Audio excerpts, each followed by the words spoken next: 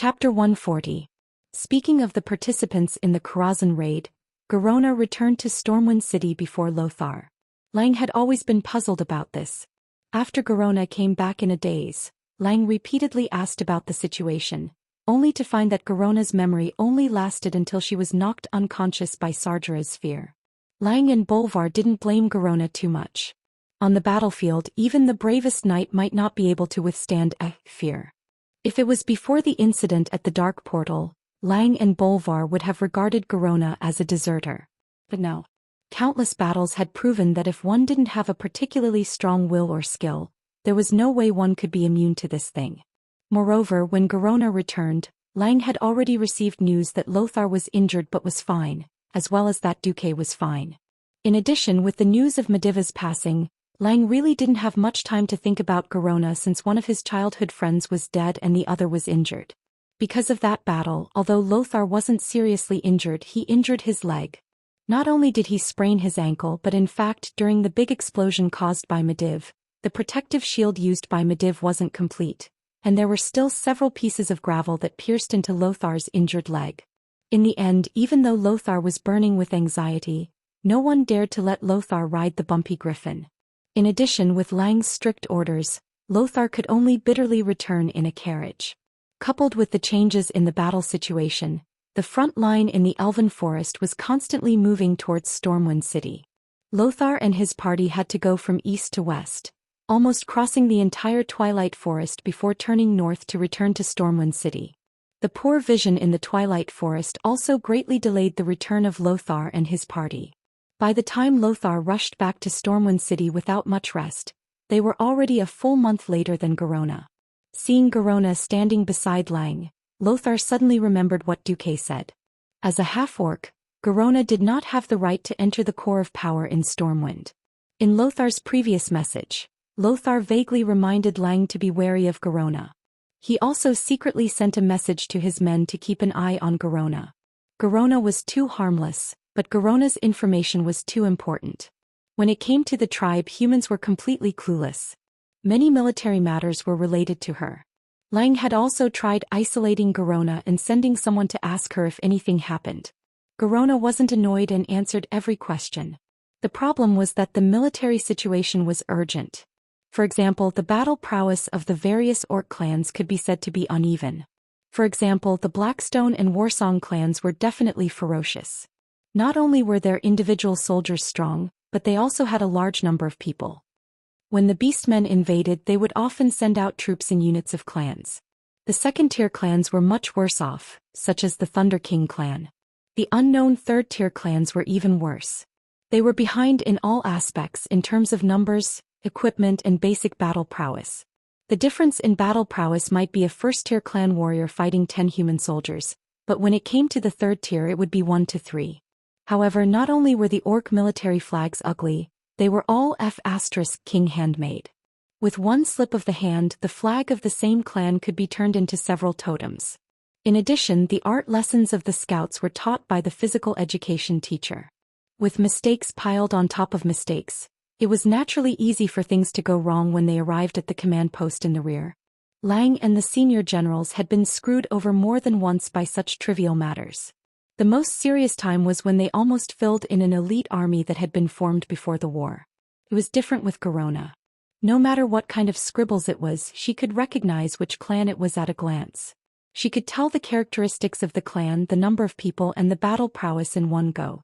In the eyes of many officers, Garona was simply a treasure house given by the heavens to Stormwind.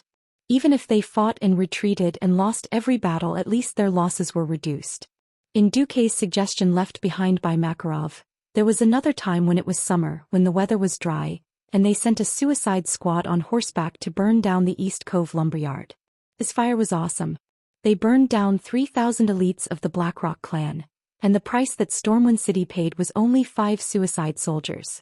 As time passed, Garona had unknowingly become an important minister of the kingdom, and she would definitely participate in every military conference.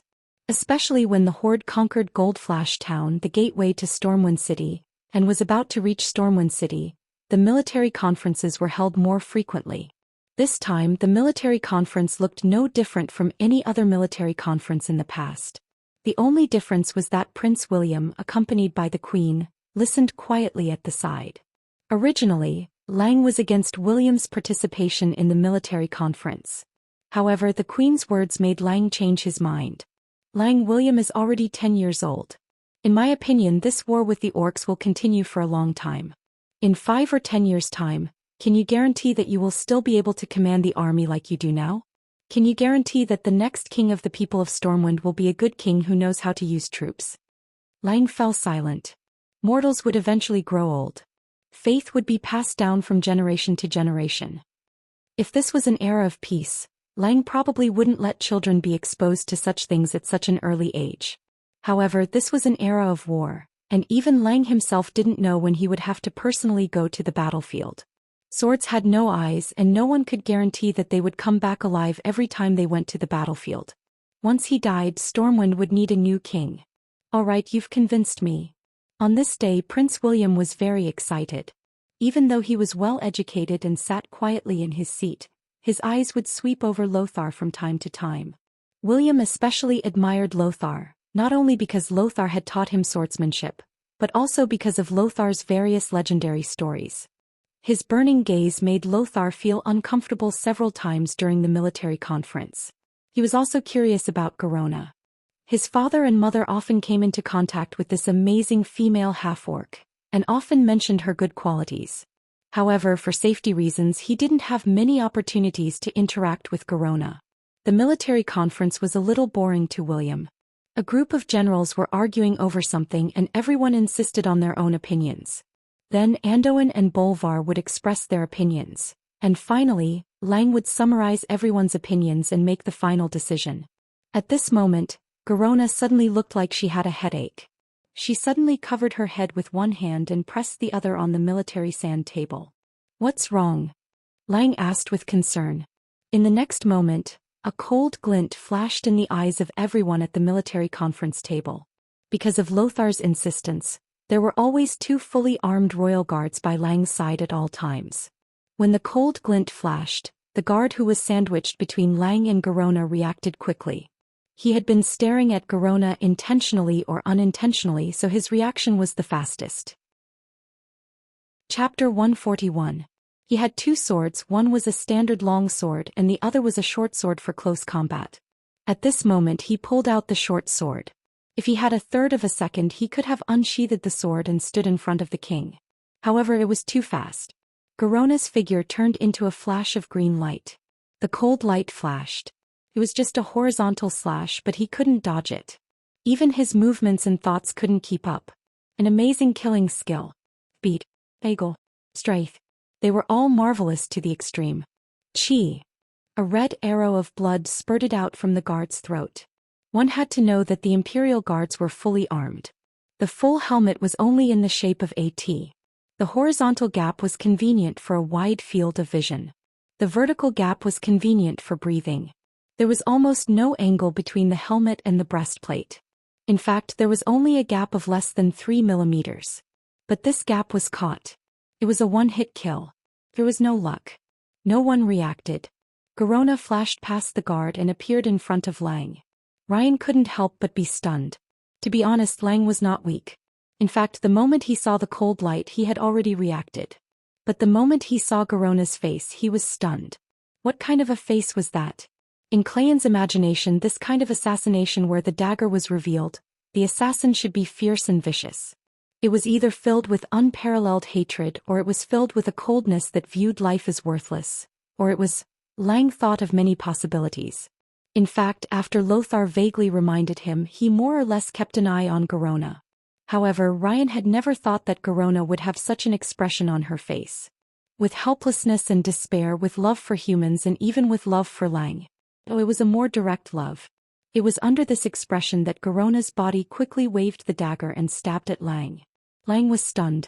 He was not only a wise king, he was also a kind king. Just like Lothar, Lang had also taken the oath of a knight. He really could not bear to draw his sword on a woman who did not want to hurt him, even if she was a half-orc. In a flash, Lang's eyes revealed such a look. "Why do you want to kill me? Did I do something wrong?" Garona responded with a helpless, unwilling and despairing look. No. I don't want to kill you. But I lost control of my body. What? After Lang understood Garona's gaze, he realized that he should draw his sword. Because it was a military conference in the heart of the kingdom in the storm fort. He wasn't wearing any armor. His sword was the only thing he could depend on. The speed at which Lang drew his sword was not slow. However, in this moment of hesitation he was still half a step too slow. Time seemed to have frozen because of this terrifying and complicated assassination. William looked at his father who was about to be stabbed to death in horror. He couldn't understand why that hateful half-orc would use a weapon against his father. Lothar was also half a step too slow. It takes 100 days to recover from an injury, was a description of his current condition. Even though he had received the best treatment from the priest immediately after leaving Karazhan, his leg was still not completely healed. This was because a large amount of chaotic magical energy had been injected into his leg. Although this energy was not fatal, it would take a certain amount of time for it to dissipate. So Lothar immediately drew his sword, but could not rush over in time. King Lang Rin, the true pillar of Stormwind, was about to lose his life at the hands of his trusted Garona. Seeing that the orcs were about to attack Stormwind City, the people of Stormwind were about to lose their king. Seeing that another wise king was about to fall under a despicable and shameless assassination. Then an unexpected person made a move. Reginald Windsor. As the representative of Viscount Duke Marcus, and as the mouthpiece of the important minister of the kingdom who was temporarily unable to attend, Windsor was allowed to participate in the military conference. In addition, he was once a direct subordinate of Lang, so the king allowed Windsor to carry a weapon into the conference. Interestingly, almost everyone knew the name of the one-handed sword that Windsor had obtained from Duque. King's Protector. On this day, at this minute, at this second, the King's Protector showed its glory. Assist. A special skill that allows a slow-witted class like the warrior to feel a little more graceful. The warrior here wasn't an ordinary warrior but a warrior of the profession. Using a special power called Rage, warriors could perform many special skills that ordinary people could not. For example, this assist could allow a warrior to cross a certain distance and go forward to block the next attack for his chosen teammate. While everyone's eyes were attracted by Garona, no one noticed Windsor's move. The speed was as fast as an afterimage. The moment Windsor appeared, he used his scimitar-like Scarlet, King's Protector, and blocked Garona's killing dagger with a horizontal stance. What was interesting was that both the perpetrator and the victim showed a relieved expression at the same time. Thank the heavens! Ryan and Garona said with the same expression on their faces. But in the next moment, Garona's expression turned into one of shock. Her figure disappeared from the spot again. Shadow Step. A special rogue technique that allowed the rogue to appear behind the victim in an instant. Seeing that Garona's first attack had failed, she attacked again. This time not only did Lang pull out his sword and turn around, but Lothar and the royal guard on Lang's right also arrived. The royal guard abruptly dodged to the side, almost using his own flesh and blood to forcefully squeeze himself between the half-turning Clayan and the dagger. Garona's epic tier dagger easily cut through the muscles on the royal guard's arm. At that moment Lothar arrived. With the same simple slash, Lothar's king's sword turned into a dazzling arc of light and slashed at Garona's arm. Arg! Unexpectedly, Lothar did not even hit Garona. Instead, Garona let out a blood-curdling scream. A black aura visible to the naked eye emerged from Garona's back, and one could vaguely see that it was a demonic ghost roaring. The strange cries of the evil demons seemed to contain some kind of terrifying power that shook the minds of those who heard them. The chilling evil aura had become accustomed to the entire council chamber like a storm. The demonic energy of this demon was so powerful that even Lothar's king's sword was slightly suppressed. A dazzling flash exploded under Garona's feet. That was flash powder. A must-have item for rogues to use invisibility. Garona disappeared, but before she disappeared she threw out a total of 7 daggers. This time there was nothing he could do. Because the royal guard had charged too hard, he had already fallen. At this moment Lang was completely defenseless. Lang did his best but he only managed to knock down 2 daggers. The remaining 5 were all stuck in Lang's chest. Arg! Lang let out a blood-curdling scream. Garona disappeared and everyone quickly surrounded her. Just when everyone was panicking, they found that Lang, who should have been mortally wounded, was not bleeding at all. The next second, Lang sat up straight. Chapter 142. A moment ago, everyone was pale with fright. The next second, everyone's faces were filled with infinite surprise. "Your Majesty, are you all right?" "Father." The young William almost cried. "I'm fine."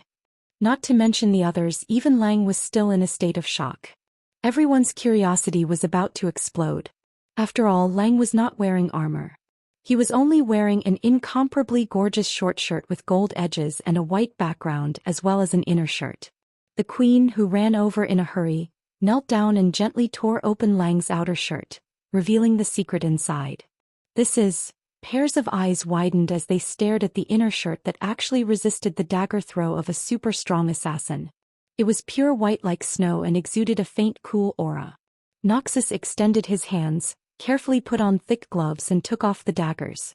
He had to be careful because thieves were a profession that liked to use poison. "Frostweb spider silk." Noxus was knowledgeable and recognized the material of the inner shirt. "This was given to me by Duque." He said it was Kevlar. Lang was still in a state of shock and his mouth trembled. "I just think it's cool to wear." "Kevlar." Windsor came up and corrected him. "It was specially developed by Sir Marcus. It was woven with several magical materials such as frostweb spider silk in a special way. Its defensive power is even greater than that of chainmail." There was an uproar among the nobles. "So powerful." They all saw Lang's inner shirt. It was very light and very comfortable. They didn't expect it to have such powerful defensive power. After all, nobles could still protect themselves on the battlefield. Usually it was a heavy iron armor on the outside, a chainmail made of interlocking iron rings in the middle, and a leather armor on the inside. Such a way of wearing it would definitely have great defensive power. However, it was midsummer and it was very hot. Often, after riding a horse around in the sun, one would feel as if he had been fished out of the water. Even if one wore the simplest leather armor, it would still be extremely hot. Now, Duque had actually invented such a light and high defensive shirt. This was really... No, even if I have to extort more money from that vampire, I have to get one back. This was the thought in every noble's mind. Lang heaved a long sigh. He looked at Windsor with a typical look of a survivor. "Is it Duque's order again?" "Your Majesty is wise." Windsor sheathed his sword and lowered his head. If it wasn't for Duque's order, there was no way to explain Windsor's quick reaction. Windsor's reaction speed was even faster than Lothar's, who was vigilant day and night. With so many people around, Lang stood up and announced in a clear voice, "I hereby announce that Duke Marcus is promoted to count for his meritorious service in rescuing the Emperor." And Reginald Windsor was made a knight. As soon as he said this, everyone cheered His Majesty's wisdom. Why was Duque only promoted to Viscount after killing the demonized Mediv? Wasn't it because a bunch of nobles were obstructing him? He gave a lot of reasons, saying that young people were spoiled and said that Duke's background was unknown. Now, even though Duque wasn't around, Duque's products and Duque's men still came to the rescue. There was no reason to refute, so they could only pinch their noses and accept it. "Who asked you to not have the ability to rescue the Emperor at the first instance?" Since ancient times, this kind of meritorious service was the fastest way to get promoted. Moreover, now that the Orc army was at the city gates, they needed Lang's leadership and rallying power even more. No one would make things difficult for them at this time. Looking at everyone praising Duke, the young William's eyes lit up like a starry-eyed groupie. Unknowingly, this Duke Marcus, who wasn't much older than him, had already become another idol in William's heart. Today, be it the Orc's capriciousness or Duque's strategizing and ability to control the situation from 1,000 miles away, they both left a very deep impression on William. William couldn't compare Uncle Anduin, whom he admired the most, to Duke. That was because the two of them were completely different types of heroes. Anduin was valiant and full of manliness. He was brave, decisive, and determined. He would never lose confidence and courage at any time, inspiring everyone around him. On the other hand, Duque was wise and resourceful. He was proficient in business, invention, and battle strategies. He was full of mysterious aura and powerful magic. He didn't lose his courage either. Previously, someone had said that Anduin Lothar and Duke Marcus were like two walls in a stormwind. William didn't believe it at first, but from today onwards he made a small decision. At this moment, what was Duque, who had unknowingly been pushed to the peak of the storm, doing? Unfortunately, he was bickering. What the hell? Why are you so stupid? Oh my god, how did you become an earth mage? Even a Dalajan apprentice who isn't even 10 years old has learned this basic magic knowledge. How can you not know? Yes. I'm a rogue mage from an unorthodox background. Teacher Khadgar, please teach me well. Bright light gathered from all directions. Strands and strands of light intertwined to form a blue semi-illusory human figure. Arcane energy gushed out from the magic circle beside Duke, and in an instant, the entire human figure was filled to the brim. This person, who was still a little translucent, used his right hand to remove his hood, revealing a rather young face. He was the former secret agent of the Tirisful Council, the apprentice of Mediv and Khadgar, who would have become one of the strongest magic gods in the future if he hadn't died. Just as Mediv had said before his death, Khadgar was indeed a good helper. The first and simplest thing was that when the entirety of Karazhan was pulled into the void by Mediv's spell, the first thing Duque discovered was that he actually had no food. If the great hero who had killed Sargeras and inherited the legacy of the greatest mage in the world, Mediv, Duque, starved to death in Karazhan, it would definitely be the biggest joke in all of Azeroth. The empty, lonely and cold Duque almost drove himself crazy. Fortunately, he remembered that he still had Khadgar. Thus, after paying 5 soul power through the system elf, Khadgar came back to life, in a ghostly state similar to Aaron's shadow. Khadgar still had his own reason and could still cast spells. Unfortunately, all of his soul power had to be supplied by Duque. If Lord Duque was unhappy, it would only be a matter of minutes before he extinguished Khadgar's soul. Of course, Duque would not allow a talent like Khadgar to just disappear like that. Thus, after some inhumane bargaining, Khadgar became Duque's butler in Karazhan, a teacher in the field of magic, a hired thug and cannon fodder. To outsiders, Khadgar had to call Duque master. Internally, he still had to call Duque master. Alright, to a certain extent, Khadgar was no different from a slave beast. Chapter 143. How strong was Khadgar? It was hard to tell now, but in the future history, Khadgar was the hooligan who could instantly teleport hundreds of people, easily blow up bridges and dams, and was a master of ice, fire and magic. He was the king of hooligans, the king of hooligans. Perhaps it was because he was too strong that countless of his teammates died. Actually, it should be said that Khadgar's enemies were very strong, but Khadgar was even stronger. However, his teammates were not strong, so Khadgar survived while most of his teammates died. So what was Khadgar doing now? Well, he was baking bread for Duque. There was nothing he could do about it. Because Windsor had led his troops to attack the lower 2 levels of Karazhan, Hunter Atumen and Butler Moros had turned the world upside down. In the end, most of the food reserves had been destroyed in this battle. There was not much food in Karazhan to begin with, and now there was even less. The only good thing was that Khadgar had been here for a long time and had struggled to survive for a long time. It was not wrong to say that he had struggled to survive. Karazhan was too big. The library alone had more than 28 million magic books, and that was not all. After taking over Karazhan, Duque found out that other than magic books, there were also more than 3 million books of various types. The library was the size of a football field and there were as many as 3 digits. This was a very bad joke. Khadgar had once tried to eat, but because Butler Moros's servants could not find him, Khadgar had almost starved to death in the library. People were forced to do so. Khadgar had also been forced to learn the strange skill of hiding wheat, cutlery or baked bread everywhere. As a library and with the special spatial structure of Karazhan, every room was ventilated and dry. Khadgar had actually gone around a few times and found food that was not contaminated, enough for Duque to eat for a few months. However, there was no salt or oil, which made Duque want to die. How many months have you been eating this? Duque pointed at the things that could be called food. No, I forgot how long I've been eating for. Anyway, I can read and fill my stomach, Khadgar replied. Duque's face fell. As for you, Master Duque, I really don't understand you. Why are you so relaxed in areas that mortals can't do, but often get stuck on small mistakes that even a mage apprentice wouldn't make? Khadgar found an oven to bake bread while watching Duque fiddle with the giant golem. That's right, why do you have to call this golem the curator? This is love. Feelings. Young man, understand? What kind of library has such a fierce librarian? Khadgar muttered softly. There were far too many things that Khadgar could not understand. First of all, he didn't understand how Duque was able to take over the curator's control right under the Mediva's nose. To him, it was unthinkable to snatch a specially made golem from the hands of a more powerful mage.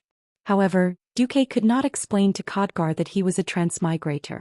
How do you explain the principle of automatic control? How do you explain the gate of no and no?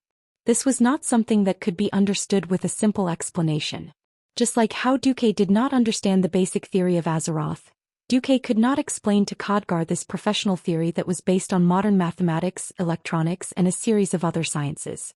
Not to mention Khadgar, anyone who was not in this line of work before transmigrating would not even have heard of these terms. Thus, in Duque's eyes, the anti-control seal that Mediv had placed on the curator was a joke.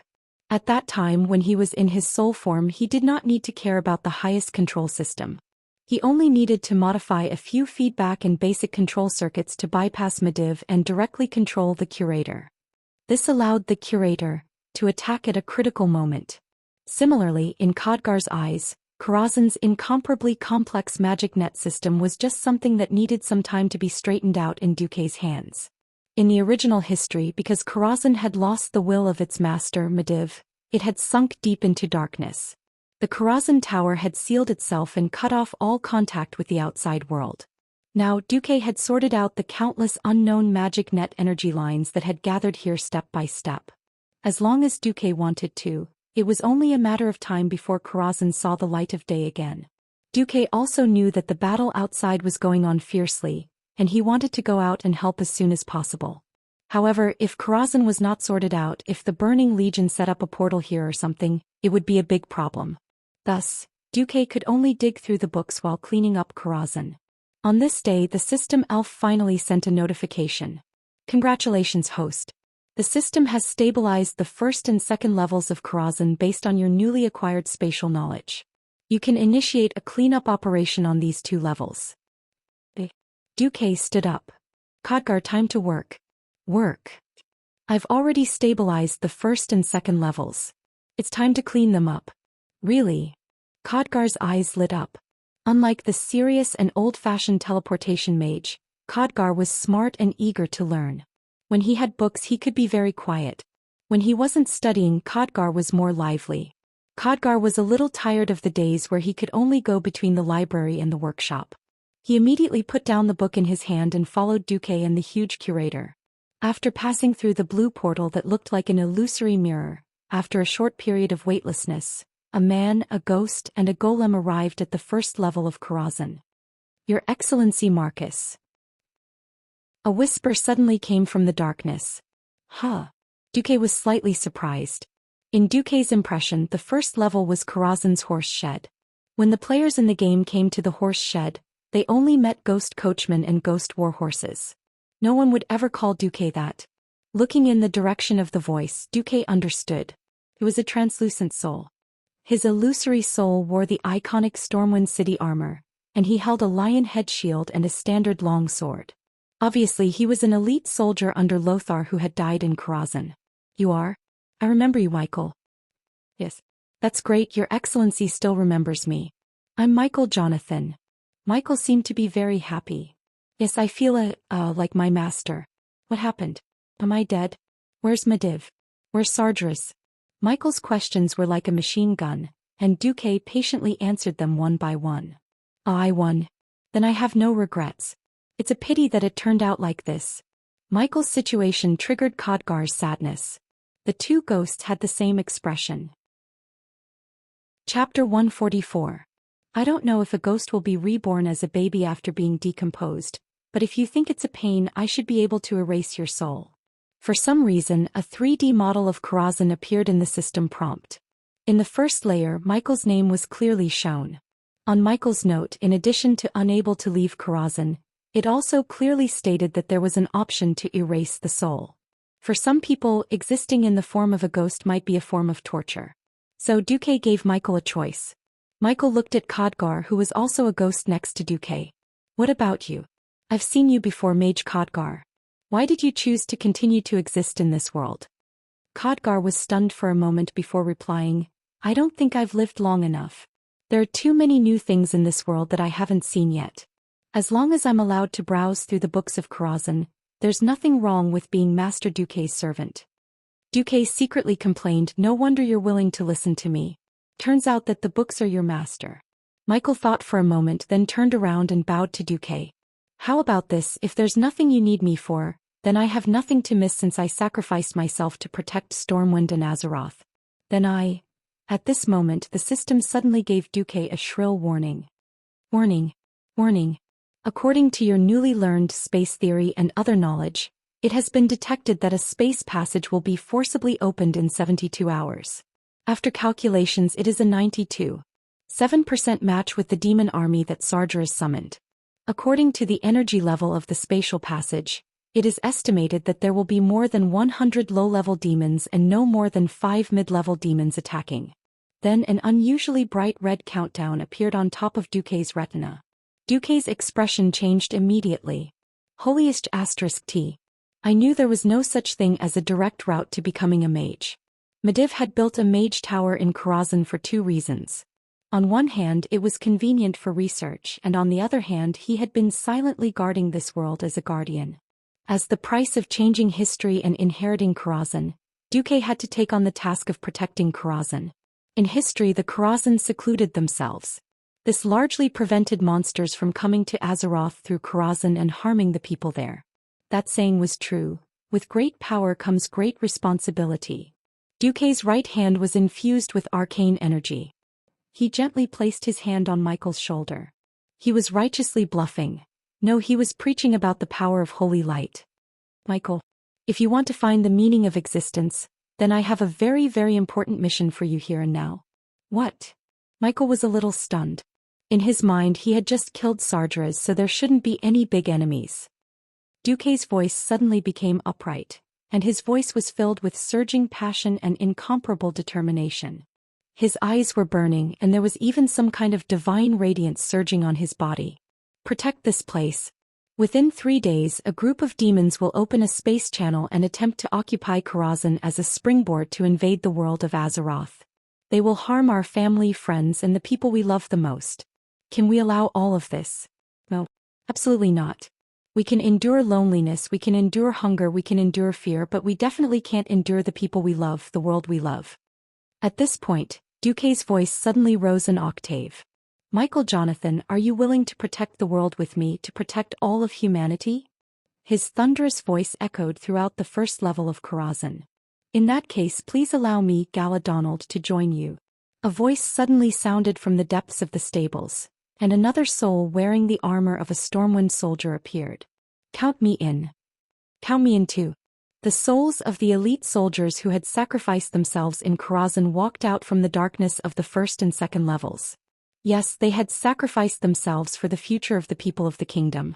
Unfortunately, because of the characteristics of Karazhan, their souls were also bound here. They could not fall into hell, could not go to heaven, could not return to earth, and could not see their loved ones. Perhaps this was a kind of torture. However, at this moment they had found a new meaning for their existence. To protect Karazhan, to protect the world. Looking at the option in the system prompt. Do you want to pay 10 soul power to transform the souls of 72 elite soldiers into Einherjar? Duque decisively clicked yes. A bright silver light lit up from Duque's palm and he gently brushed it in the air. Spots of silver light scattered on the souls of these elite soldiers.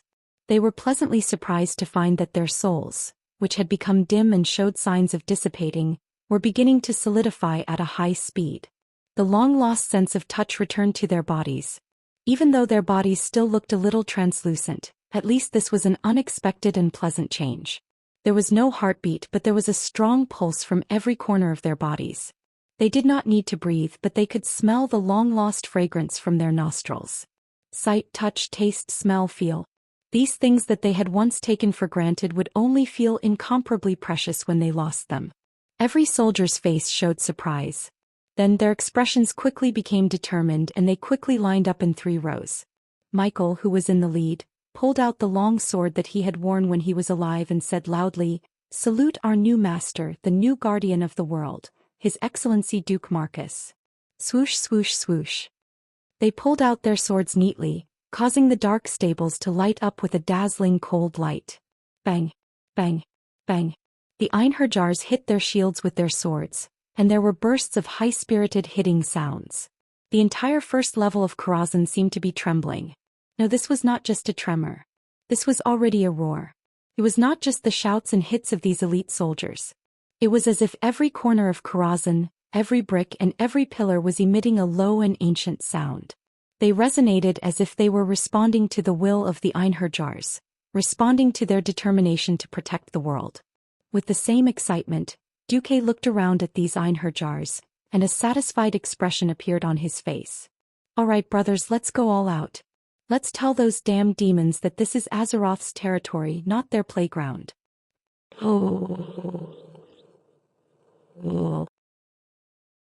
Chapter 145. Duque knew very well that he could not stay in Karazhan forever. Outside, Stormwind City was being besieged, and the green tide of orcs was wreaking havoc on the entire continent. No matter how he looked at it, he had to hurry back as soon as possible. The task of defense could only be left to helpers like Khadgar and Michael. Although the Einherjars might be of a higher level than the original elite soldiers of Stormwind City, dealing with demons was like dealing with orcs. There was no point in simply relying on numbers. As long as it was not someone like Noxus who had entered the realm of heroes, no matter how experienced an elite soldier was, they would not be able to win against a demon. Duque suddenly recalled a game he had played before. Coupled with its mechanical traps encyclopedia that he had found in the Mediv library, Duque had an idea. 108 magicians' hands immediately appeared. They flew around the first and second floors of Karazhan. They creaked as they unloaded the wood that Duque needed, and even uprooted some of the pillars in the stable. Duque injected arcane energy into the ground, freeing the huge stone bricks from the shackles of gravity, and they flew into the air along with the soil. Khadgar was dumbfounded. He looked at Duque, who had a lot of magic theories that he did not understand before, as if he were building a building block. Like building blocks, Duque completely changed the structure of the first and second floors of Karazhan. Damn it, even if Karazhan is in the middle of a space-time crack. But if you mess around like this, Karazhan will still collapse. Khadgar could not help but exclaim. "What? Do you know anything about architecture?" Khadgar was a mage, not an old foreman of the Mason Brotherhood. When Duque said this, he was immediately stunned. Of course, as long as I don't touch the supporting pillars and load-bearing walls, even if I hollow out the first and second floors, there will be no problem. Also, I have calculated the gravity here, and it is only about 80% of the gravity outside. I can make it even sharper. Although Khadgar did not understand what Duque was saying, he did not understand. Just like that, Duque spent about a day turning the first and second floors of the Karazhan into a huge death labyrinth. Spike traps, tar traps, arrow walls, spring traps, blade walls, together with some gaps that led straight to the void turbulence. Duque ran into a propulsion trap that could knock away a huge body larger than a ton. Everything was ready except for the demons. 2 days later, at the main entrance of Karazhan, the chaotic void of red and black separated. A thick green light that was not too dazzling, like the light of moldy pea soup in a dark cuisine, illuminated the main entrance of Karazhan. In Duque's perception, it was an evil aura that pierced through the chaotic void. The unknown world connected directly to Karazhan. A huge crack was forcefully torn open in space, and some kind of magic was rapidly reinforcing the crack. A terrifying aura, so evil that it was almost tangible, gushed out from the portal. Duque, who was sitting at the end of the second floor, could also quickly smell the unpleasant aura. Beside Duque, Khadgar's expression changed slightly. After seeing Duque nod, he walked in front of a crystal ball that was flashing with arcane light and pressed his hand on the crystal ball. It was a soul crystal ball that could connect to the spirit seas of all the Einherjars on the first and second floors. "The guest has arrived. I repeat, the guest has arrived." As soon as he finished his sentence, a huge red gauntlet appeared at the entrance of the portal. The next second, a humanoid demon over 5 meters tall with crimson dragon wings stepped out of the portal. His entire body had explosive red muscles and he wore heavy armor. His head was a bit like a rough orc's, but there were huge horns on his head that orcs did not have. He had a pair of powerful legs like those of a goat. Not only were they folded back, but they also had huge hooves. The blazing flames that wrapped around his body contrasted with his huge body, making this apocalypse guard look extremely ferocious and terrifying. Kill all those who resist here. Master Sardras will not fall in a place like this. Search for him. Even if this place is completely destroyed, we must find the passage to Master's location. This huge demon was roaring at his subordinates in the Eridar language, which was also commonly known by humans as the demon language. Countless terrifying figures rushed out from his side. There was a demon hound that was completely red and had 4 limbs on the ground. It had 2 long black and white tentacles and 2 huge bull horns. There was also a demon guard that was bare-chested, had indigo skin and had strong chest muscles. Apart from their bare upper bodies, the demon guard's arms and waist were covered in heavy armor that was mainly red with white edges. Long crimson horns grew out from his head and back. There was also a void demon that was covered in armor. Its true form was actually an inverted triangular dark blue energy body. They swarmed forward in a chaotic manner and rushed into the long passage at the main gate of Karazhan. Suddenly, the fastest hellhound seemed to have stepped on something. The sound of metal rubbing could be heard in the darkness. In the next second, dozens of sharp spikes shot out from the floor. As if they wanted to skewer the hellhound, they pierced the abdomen of the hellhound. As the scouts of the demon army, the hellhound had agility that Duque did not know about. The moment the spikes were about to touch its abdomen, the hellhound suddenly arched its back and bounced into the air like a spring. Unfortunately, without any warning, a 2-meter by 2-meter square suddenly fell from the ceiling. Before the hellhound could do anything else, it was abruptly knocked back to the ground. The sharp metal spikes ended the hellhound's life. Accompanied by a series of clattering sounds, the spikes were retracted back into the ground. The ceiling that had fallen a certain distance was also pulled back up by the stirring gears, quietly waiting for the next victim. Of course, there was more than one hellhound that was hit. The demons charged forward. Suddenly there was a bang.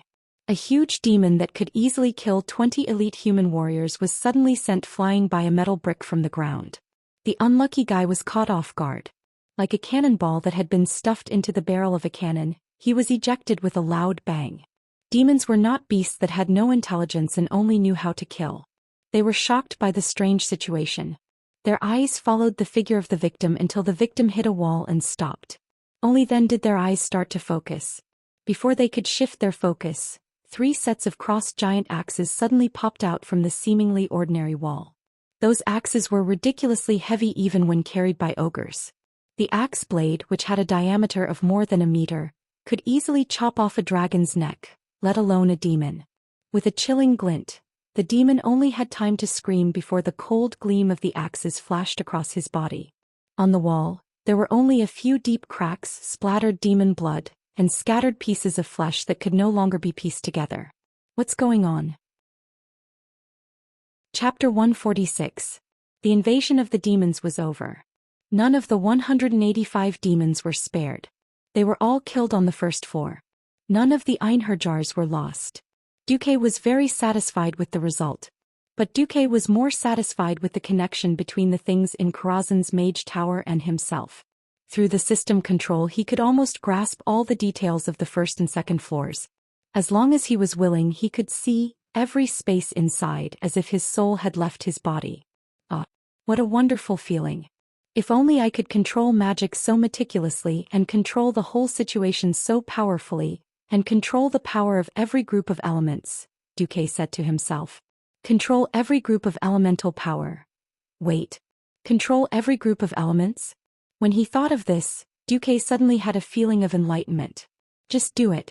He slowly poured the arcane energy into his eyes at a pace that his eyes could adapt to. When he closed his eyes and opened them again, Duque suddenly found that he saw a new world. Unlike the various basic substances that made up the world, it was a pure elemental world. As far as he could see, the thick walls around him had turned into groups of solid yellow earth elements. They were almost motionless, in a state that was close to solidifying. In the more empty places there should be air flowing, but the situation was completely different. Duque sensed the wind elements. The light and ethereal wind elements were floating in the air with some water elements, almost without any pattern. They just followed the space set by the earth elements and flowed along the long and narrow corridor. With a flash of inspiration, Duque stretched out his hand, and a ball of flame was instantly born in his palm. In this elemental world, Duque could clearly see that countless small lights quickly gathered in his hand from all directions.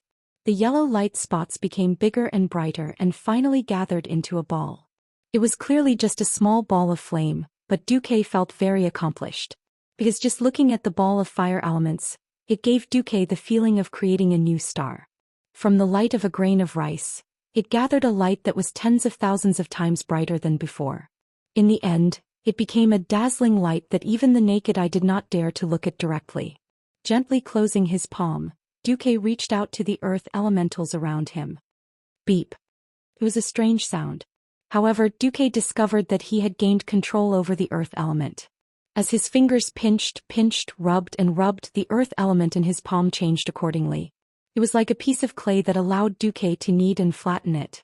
Next to Duque, Khadgar watched in shock as Duque stirred the stone wall as if he was stirring a ball of dough. In that instant, Khadgar lost the ability to speak. From Khadgar's perspective, magic was only suitable for destruction. How could it accomplish such a thing? Duque ignored Khadgar. He was still immersed in this rare experience. Logically speaking, by controlling the earth element in such a way, his power should have flowed out like a flood. In fact, when he truly grasped the earth elemental, Duque even discovered that it was the energy extracted from the earth elemental that helped him further transform the earth elemental. Not only the earth element but the fire and water elements were also doing the same. Duque easily extracted the heat from the water element, and a large ice prism appeared in the air above Duque's head. When the heat combined with the fire element in the air, tens of fireballs of various sizes appeared at Duque's feet. What? Khadgar could not believe his eyes. Duque was actually using fire and ice magic at the same time. Weren't these two types of magic in conflict?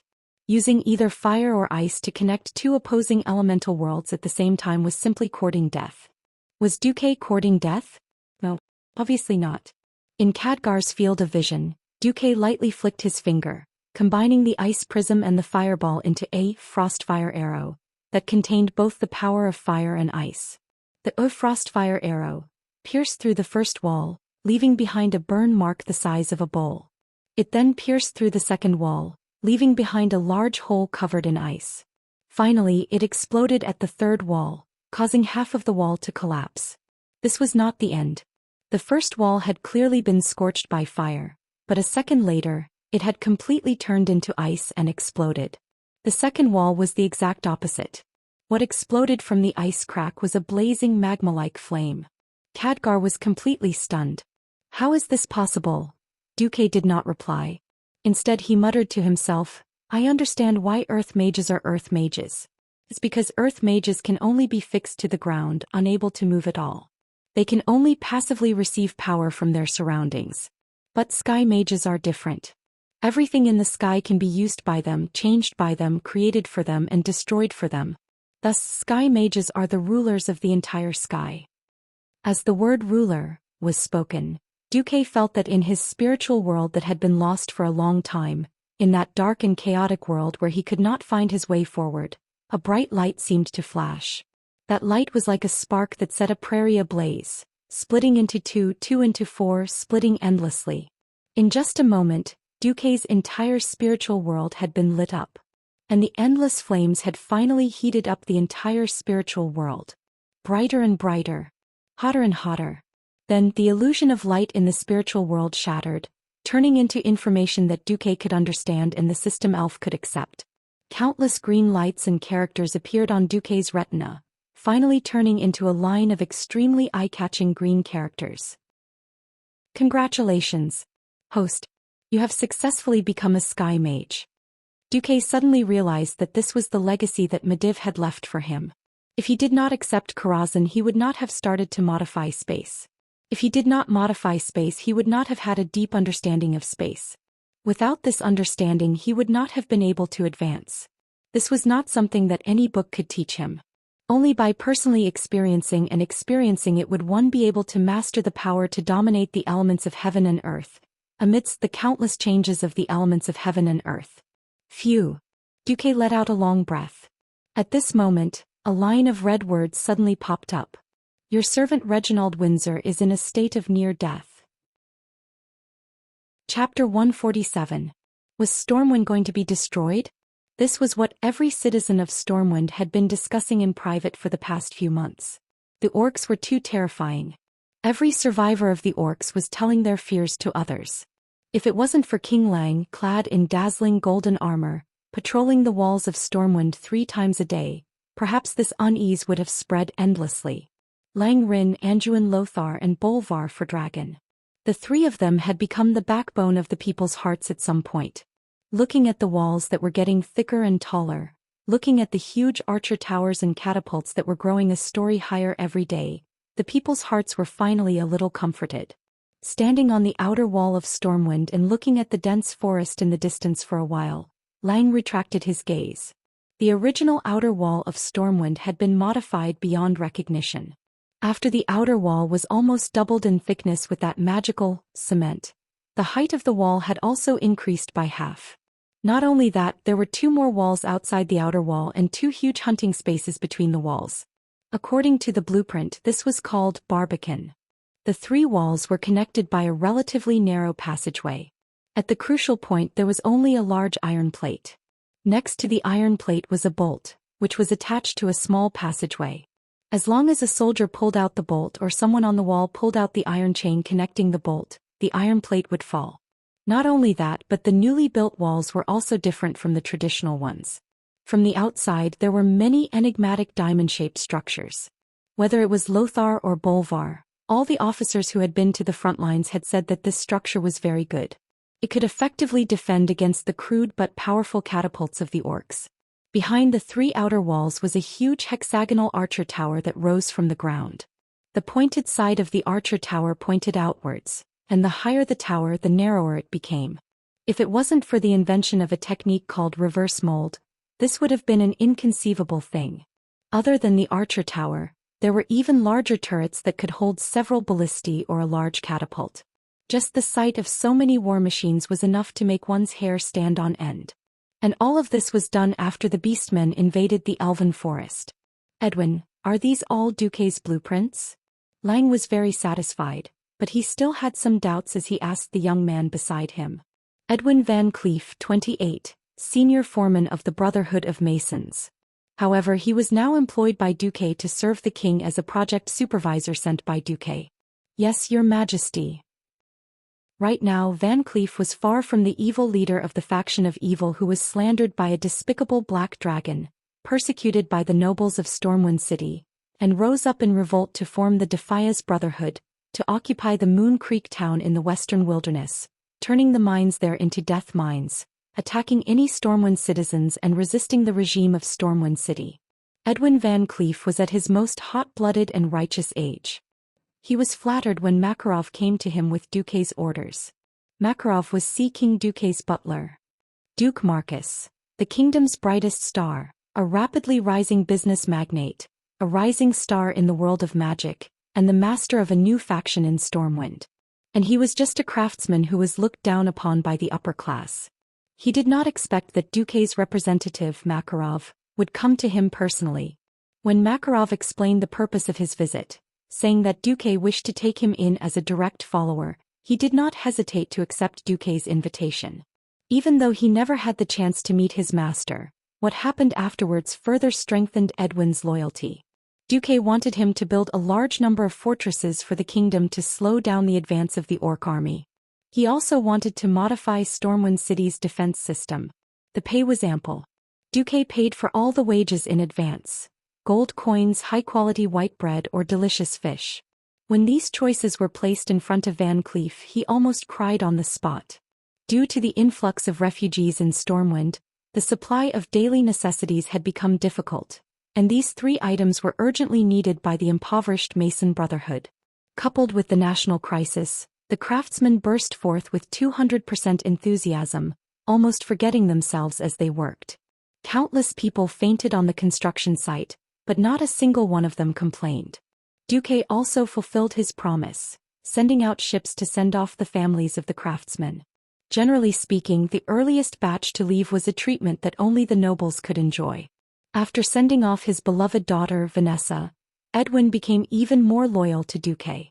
King Lang did not know about these small matters, but he was pleased to see Edwin's fanatical loyalty.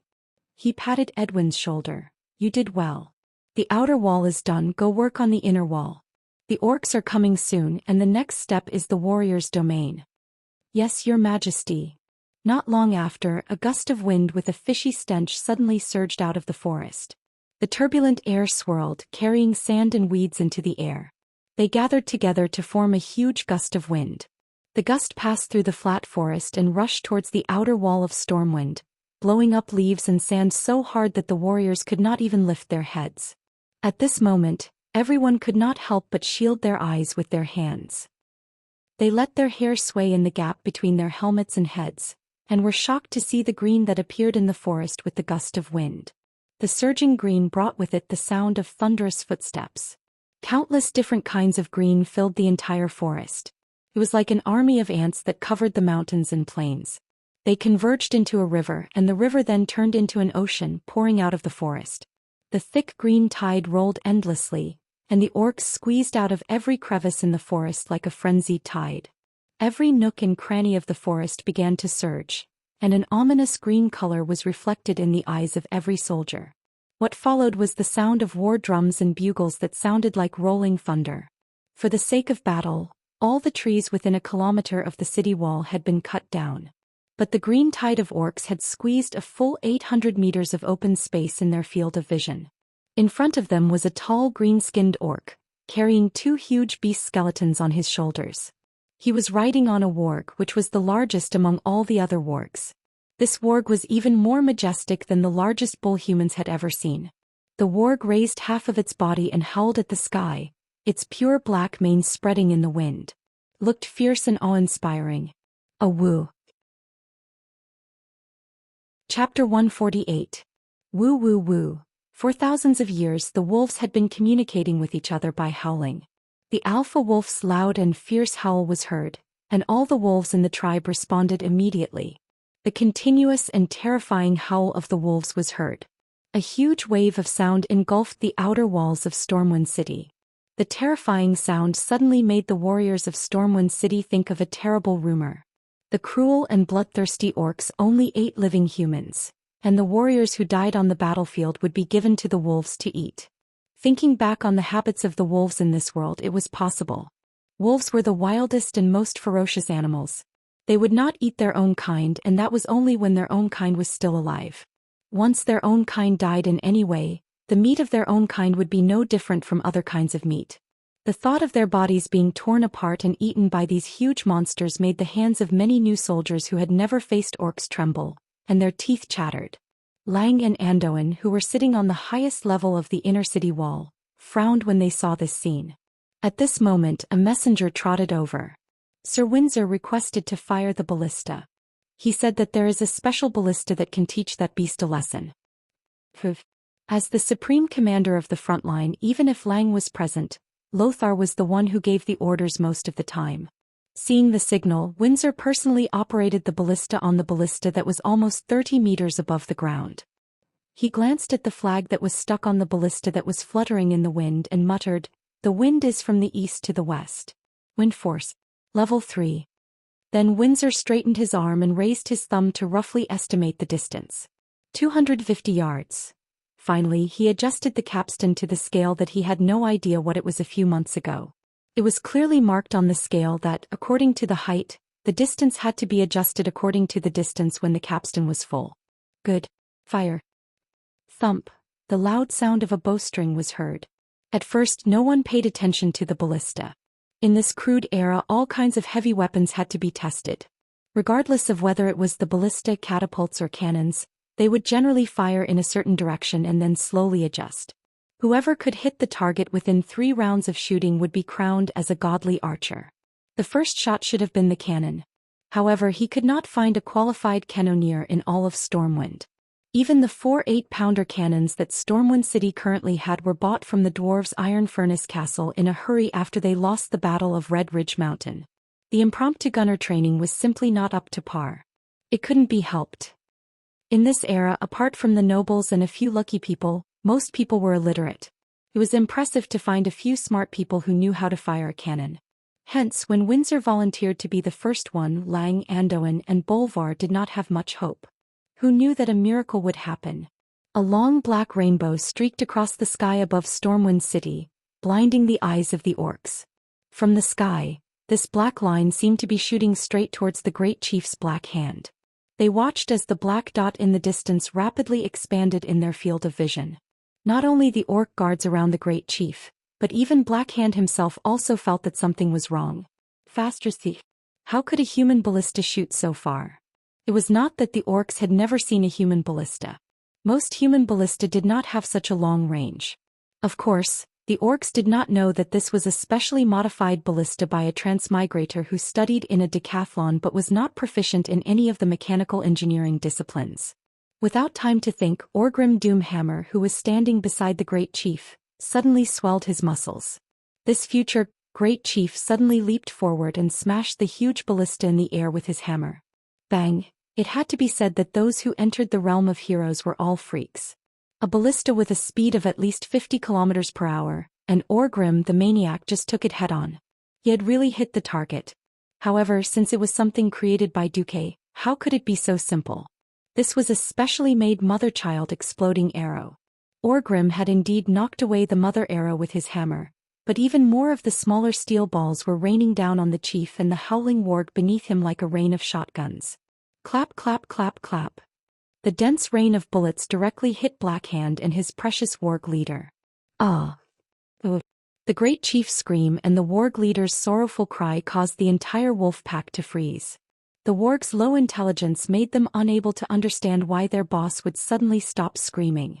Seeing the orc leader and his big dog get hit by the ballista, and hearing the entire wolf pack cry out like a rooster that had been strangled by its neck, the morale of the Stormwind warriors who had been a little low rose again. Wah! You can't play anymore, can you? Green beasts. A bunch of stray dogs, who are you trying to scare? The warriors burst out in mocking laughter. King Lang's spirit was lifted. He gave Windsor a thumbs up and then pulled out his sword. The cold light of the king's sword was dazzling in the morning light. Lang's clear and loud voice spread across the 3 city walls. 1,000 years ago, our ancestors brought your ancestors to this valley. For 1,000 years we have lived here. Behind us is our home. This is the home of our descendants. Can we allow these cruel green beasts to occupy our home? No. No. No. Then what are you waiting for? Pull out your swords. Let the bodies of these green beasts fill the elven forest. At this time, Noxus was the first to respond. He pulled out his sword and raised it high. For Stormwind City. For Azeroth. For Stormwind City. For Azeroth. Swords and halberds were like a forest, cold light overflowing. Morale was high. Feeling the explosion of voices from the city walls, the chief's green face almost turned dark green. His heart ached for his old friend who was constantly crying. The steel balls that were shot out just now, he relied on the strength of his body after drinking the devil's blood and his thick skin to withstand it. But his warg had never drunk devil's blood. Wolves were never good at defense. Black Hand watched as his warg leader's eyes were blinded by the steel balls, and the front half of his body was filled with potholes and bloody wounds that were as deep as a finger's length. He knew that his old buddy was done for. He fiercely bared his fangs and Black Hand directly smashed his beloved warg to death with his hammer. With endless anger, the chief's roar spread throughout the entire tribe. Attack!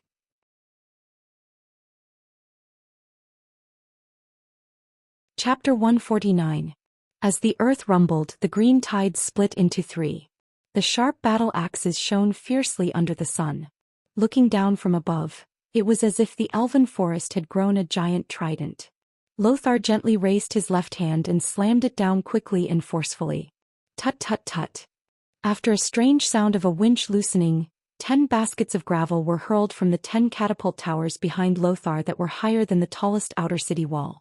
The irregular gravel scattered in the air, emitting a heart-chilling whistling sound. A few seconds later, under the acceleration of gravity, the gravel was like a storm that instantly enveloped the surging green tide.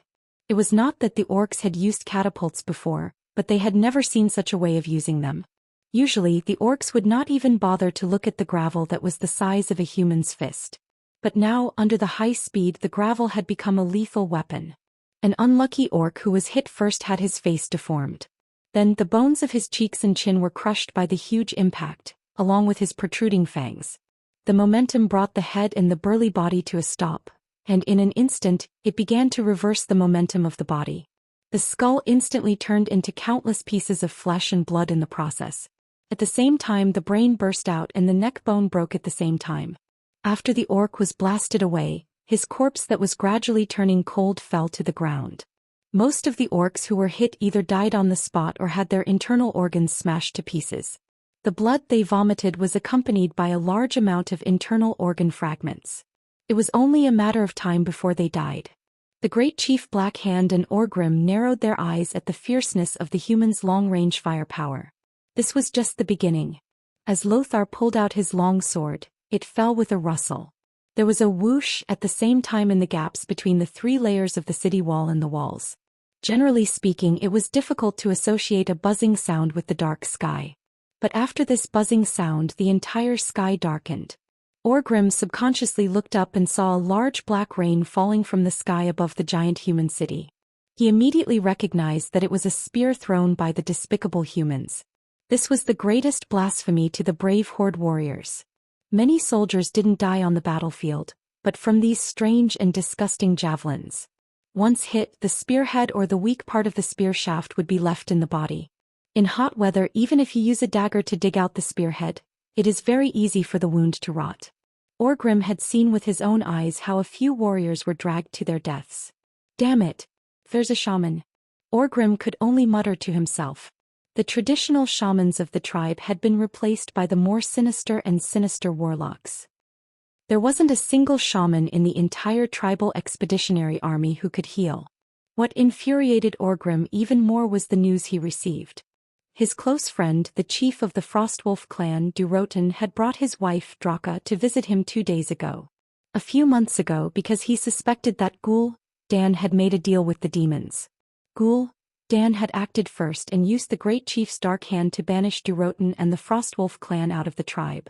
That was the distant Alterac Valley. But 2 days ago, Durotan had told him about Ghoul Dan's betrayal. Orgrim swore that Ghoul Dan would be punished for his actions, and had sent one of his guards to send Durotan and his family off. Recently, Ghoul Dan had disappeared.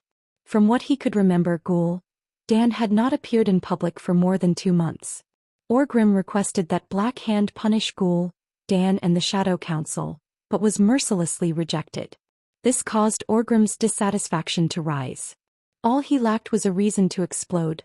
Looking at Black Hand's clumsy command, Orgrim felt like vomiting. The dark and heavy rain of javelins pounced on them, and the charging orcs seemed to have run into an invisible wall.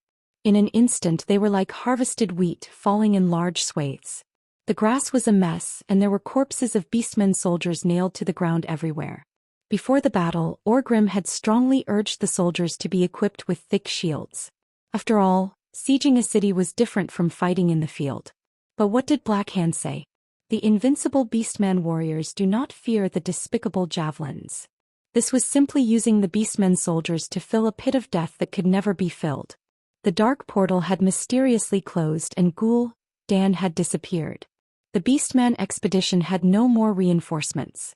The horde's warriors were one less dead, and Black Hand was still wasting the lives of the warriors like this. Orgrim ground his fangs together. The city has been breached. Suddenly, a shout of joy came from the front. Orgrim instinctively felt that something was wrong. It was too simple.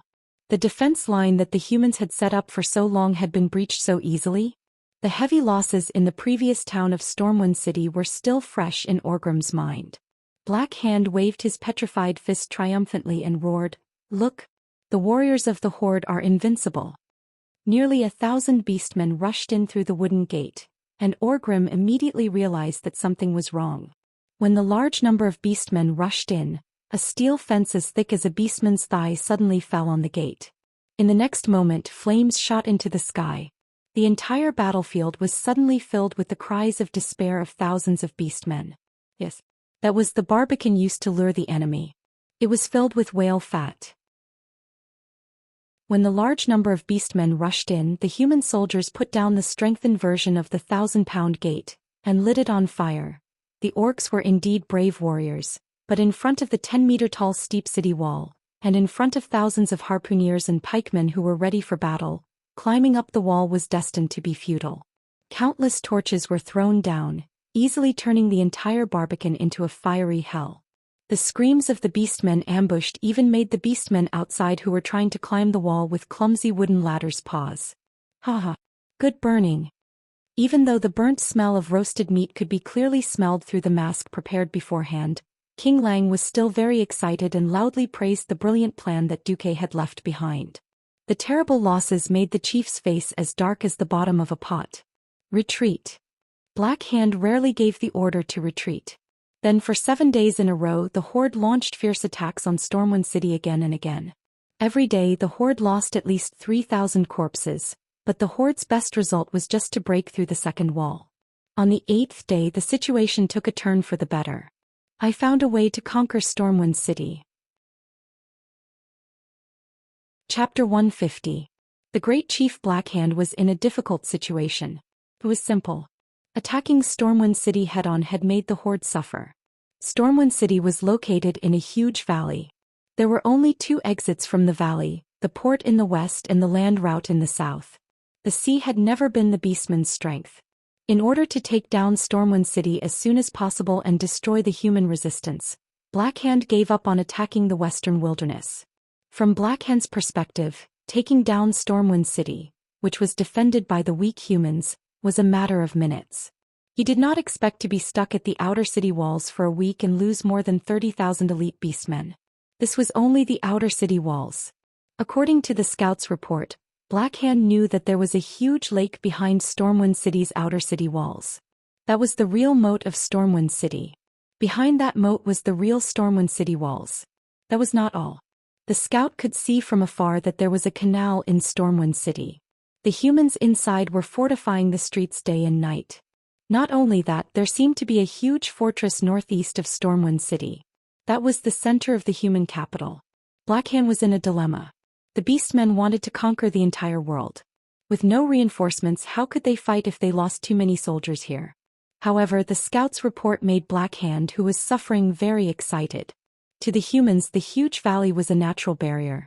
To the beastmen who traversed the mountains all year round, even the steepest mountain was nothing. On the east side of Stormwind City, there was a relatively flat mountain road that could be bypassed to the side of the city walls. Even though the humans had built a tall city wall here, there was only one wall, unlike the 3 at the south gate. There was also a huge lake and inner wall. If they attacked from the east, they would be very close to the huge fortress. Orgrim led a strike force to attack that side. I will continue to attack from the front. Understood. The overjoyed great chieftain didn't notice that his once loyal adjutant was now wearing an incomparably gloomy expression. Once upon a time, Blackhand and Orgrim were like brothers. Many years ago, when the Blackrock tribe faced the threat of being exterminated by the ogres, Blackhand and his adjutant Orgrim launched a surprise attack. On the night before the battle, he helped Orgrim retrieve the legendary weapon, Doomhammer, from the lava pool. This made all the warriors in the clan excited, and they won the battle in one fell swoop. Unfortunately, in the lava pool, his fists were blackened by the chaotic forces of nature and turned into rocks. That was how Blackhand got its name. It could be said that Blackhand and Orgrim had been through life and death together. However, their relationship had been torn apart because of Gul'dan. Orgrim had just received news that the guards he sent to escort Durotan and his wife had betrayed him. That guy actually sided with the Dark Shadow Council, and together with the Dark Shadow Council's assassins, killed Durotan and his wife. Seeing Durotan's fangs sent by his subordinates, Orgrim almost fell into a frenzy. He couldn't wait to challenge the person who protected the Shadow Council to a duel, Makra, to challenge the leadership of the Horde. However, he endured it. It wasn't time yet. Not only did he want to get rid of the evil protector Blackhand, he also wanted to uproot Gul'dan's Dark Shadow Council. Fortunately, he found an opportunity. It was a coincidence that he met the weak orc female assassin, Garona, while patrolling. He and his guards caught her. The stench of Gul'dan's curse could be smelled by Orgrim even from a few tents away. Orgrim was overjoyed. He knew that as long as he continued to torture Garona, he would be able to find out where Gul'dan and the Dark Shadow Council were. What he lacked the most was time. Before that moment arrived, he had to endure it. Orgrim accepted the order. When his troops appeared on the walls of Stormwind Fortress, he only saw a small group of weak human spears. Forget about catapults and catapults, he didn't even see the javelin throwers that he hated the most. For the horde. Orgrim roared, and the orcs that followed him rushed towards the wall. It was different from the fortified outer walls of Stormwind City. This part of the wall that was built on the cliff was more of a decoration. When it was first built, no one would have thought that there would be enemies that could climb over the mountain and cross the steep cliff to reach here. Even if there were enemies, there wouldn't be many of them. Also, the steep cliff would make it impossible to carry heavy siege tools. There weren't many trees there either, so the wall here was only about 5 meters tall. For unarmed humans, this was already a natural barrier. To be able to build this high, it could be said that the builders had seriously considered it. No one would have thought that not only would there be enemies here, but they would also be unreasonable orcs. It didn't matter if there was no ladder. The orc that rushed to the bottom of the wall squatted down, crossed his fingers, and lifted his companion's large foot up with brute force. An orc that weighed a few hundred pounds flew up the 5-meter-tall wall just like that. The elites of Stormwind City had already been brought to the main gate by Lothar. Not only Lothar but King Lang and most of his royal guards were also at the outer wall. Along with them were the remaining mages of Stormwind City. At this moment the Storm Fortress could be said to be extremely empty. There was only half a team of royal guards guarding the fortress. In addition to the miscellaneous combat power, there were less than 500 people. The city guards had already been defeated. However, these 500 people had to face a total of 3,000 elite orcs who were as ferocious as wolves and tigers. Behind them there was the queen, the young crown prince, and nearly 100 high nobles' family members. For the king, the royal guards fought back with all their might. They worked very hard.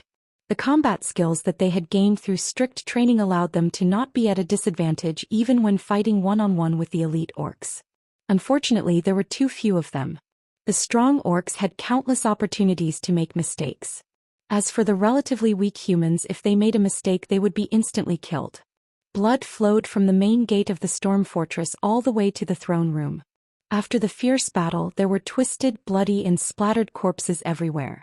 Some were torn into countless pieces while others were decapitated. The royal guards worked very hard, but they still couldn't stop the scales of victory from tipping in favor of the orcs. In the throne room, William pulled out his short dagger and stood in front of his mother to protect her. Behind him, the noble young masters and ladies had already let out timid cries. Far away from the Storm Fortress, 4 blocks away, was King Lang, who was rushing back on horseback with the royal guards. The last barrier in front of the queen and the little prince, the heroic Sir Windsor, was knocked down by a red-skinned orc wielding a giant hammer. Despair spread uncontrollably and crazily. At this moment William Rynn saw light. It was the light of arcane magic. Chapter 151. How strong were the orcs? Before this day came, all the noble boys and girls in Storm Fortress did not have a clear understanding. Their parents had arranged for them to evacuate early. However, because of one reason, none of the nobles dared to evacuate their children early. The queen did not leave. As the only legitimate heir of the kingdom, Prince Varian Rynn did not leave. As the saying goes, follow the example of their superiors. Even the queen and the prince stayed in Storm Fortress. Who would dare to send their children away first? As a result, almost all the nobles sent their womenfolk and underage children to Storm Fortress. To put it nicely, they would live and die with the kingdom. To put it bluntly, they were hostages. Of course, adult children were entrusted with important tasks and sent to South Shore on the other side of the sea to set up an evacuation point.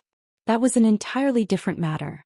No one thought that Storm Fortress, which was supposed to be safe and had a strong defense, would be ambushed.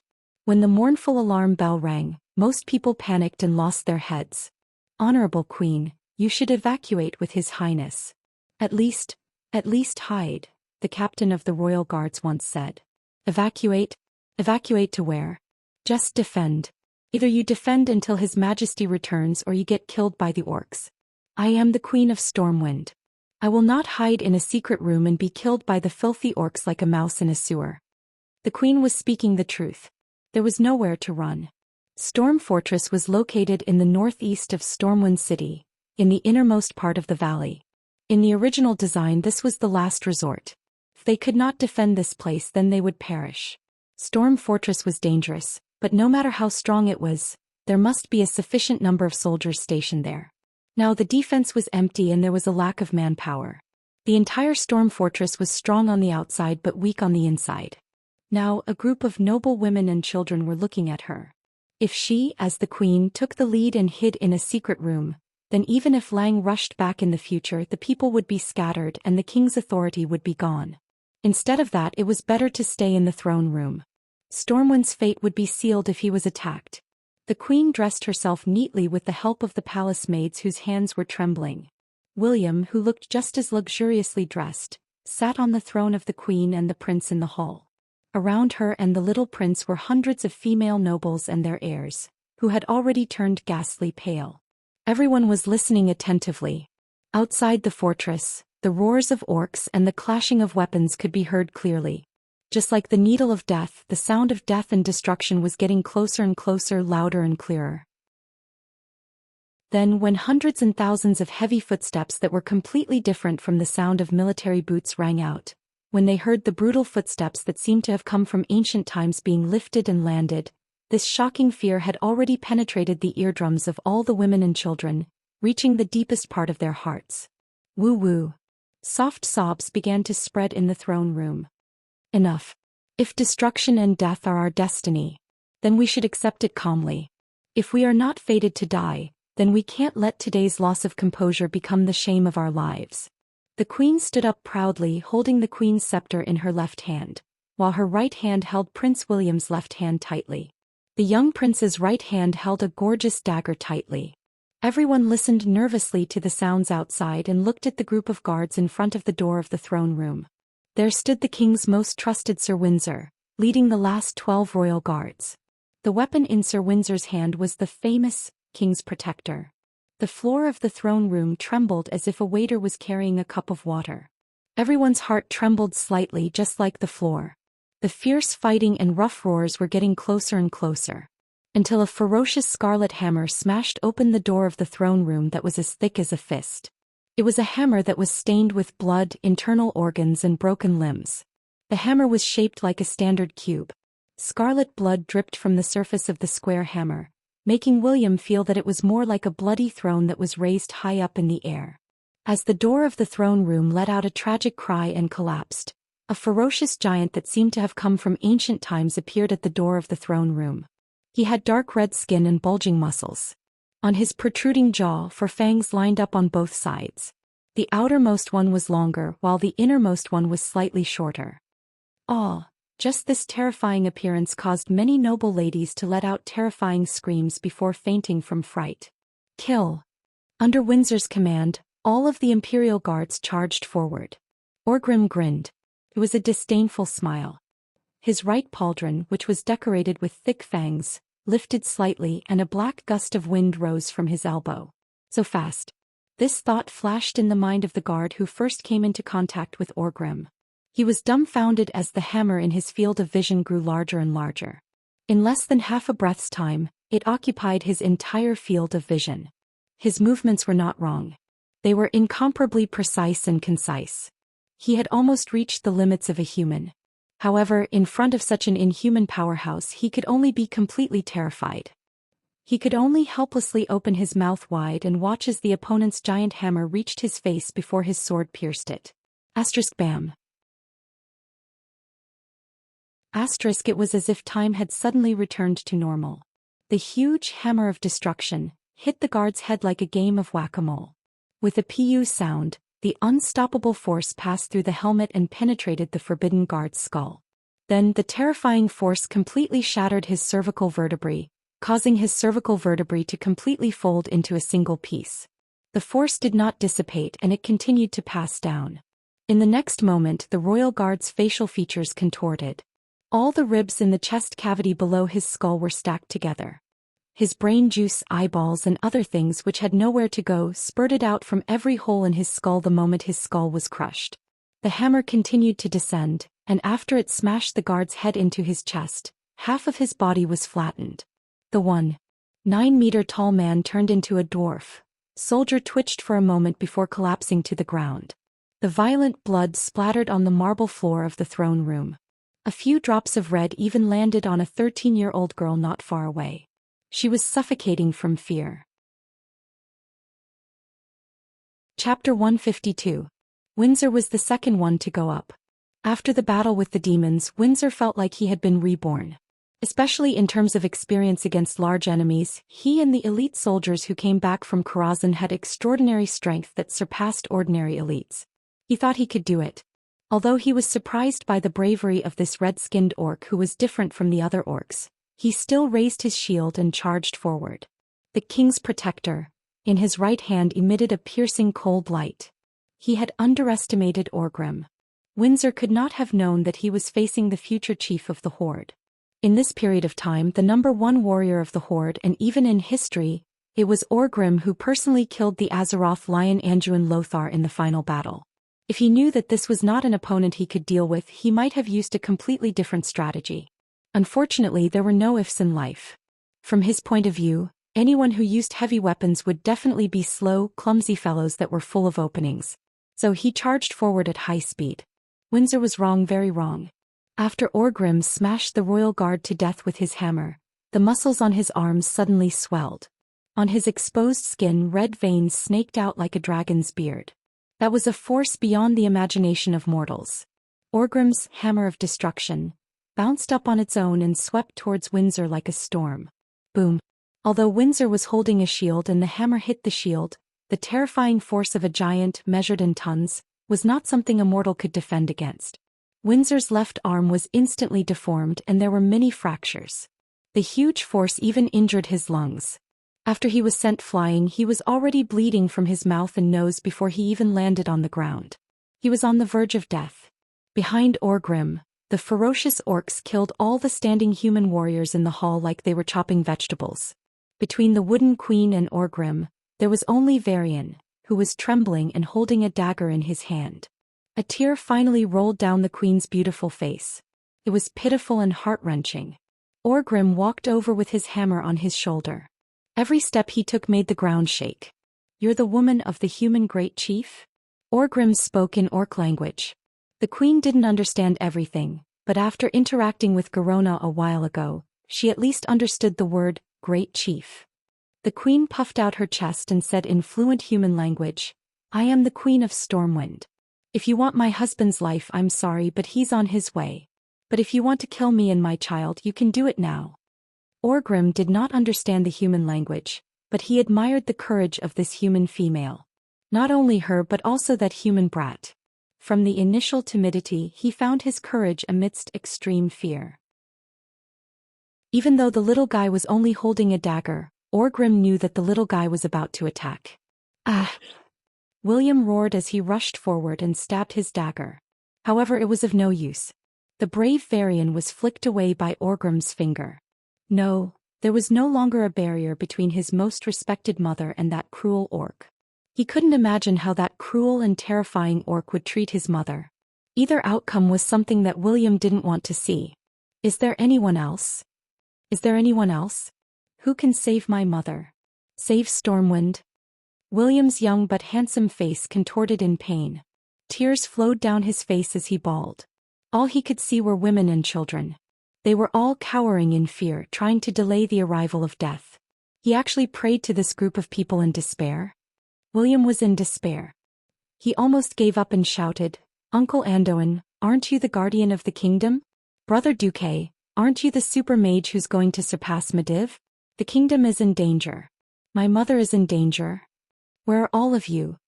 Although he didn't understand, Orgrim had a mocking expression on his face. Just as he was about to say something, a magical radiance suddenly lit up in front of him. "You who called me just now? Is it you?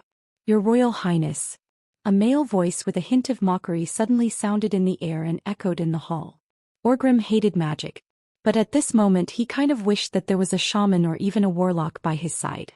A bright blue radiance flashed, and a young man wearing the mage robe of the Royal Mage Legion of Stormwind suddenly appeared. He stood between the Queen, William, and Orgrim. Unexpectedly, the moment he opened his mouth, the young man actually spoke in the standard orc language. Orgrim Doomhammer, this is not a place you should be. Get lost. The thunderous roar stunned Orgrim. The next second the man raised his right hand high, and a spiraling flame storm immediately swept towards all the orc warriors standing near the entrance of the hall. Dragon breath? No. How could there be such a large-scale dragon breath? The roaring flame dragon almost filled the 6-meter-wide and 10-meter-tall entrance of the hall. Even William, who was behind Duque, could feel the terrifying power of the flames that could incinerate everything. Not to mention Orgrim, who was facing this heavy blow. Without any hesitation, Orgrim directly smashed his hammer on the floor.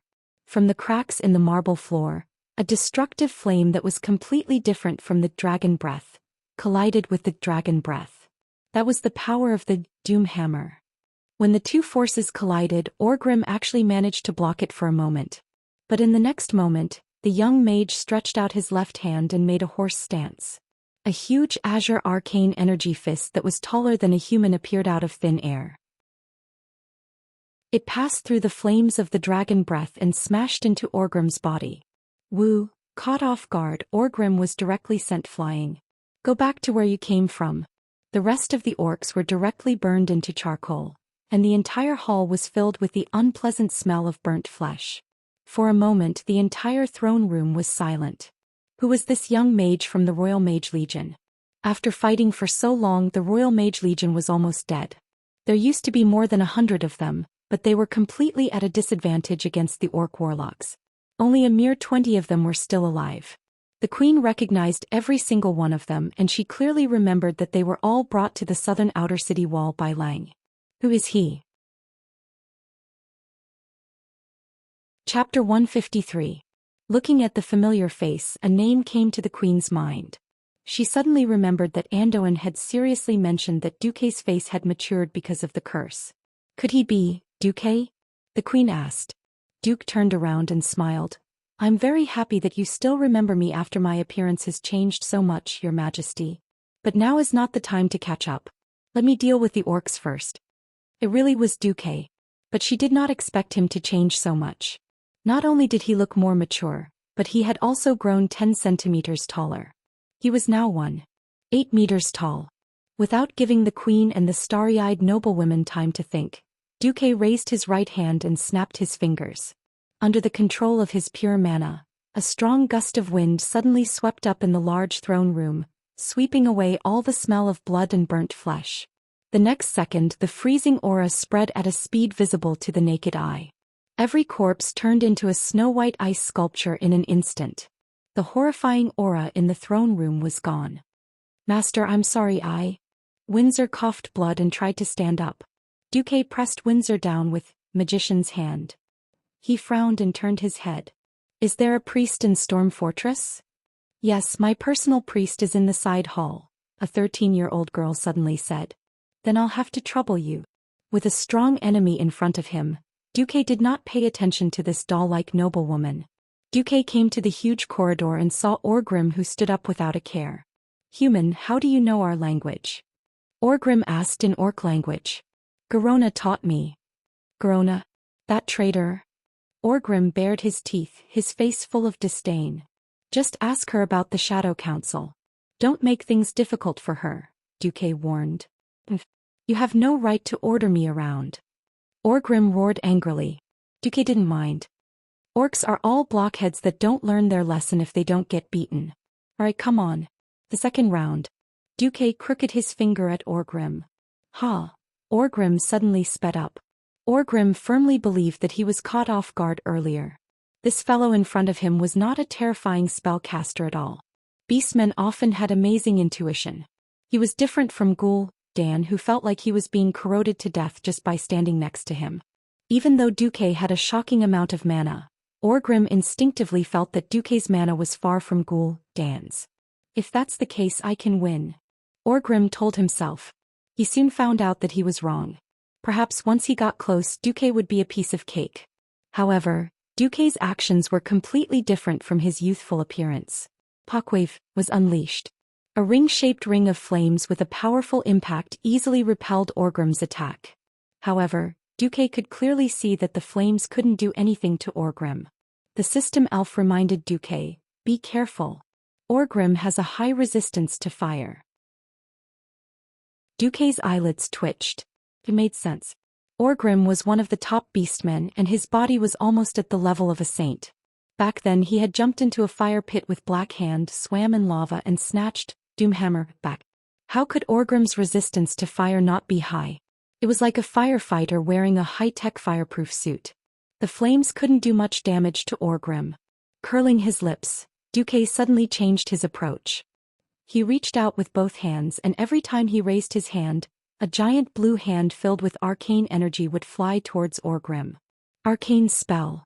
With this attack, Duque suddenly realized that Orgrim's resistance to arcane spells was also quite high.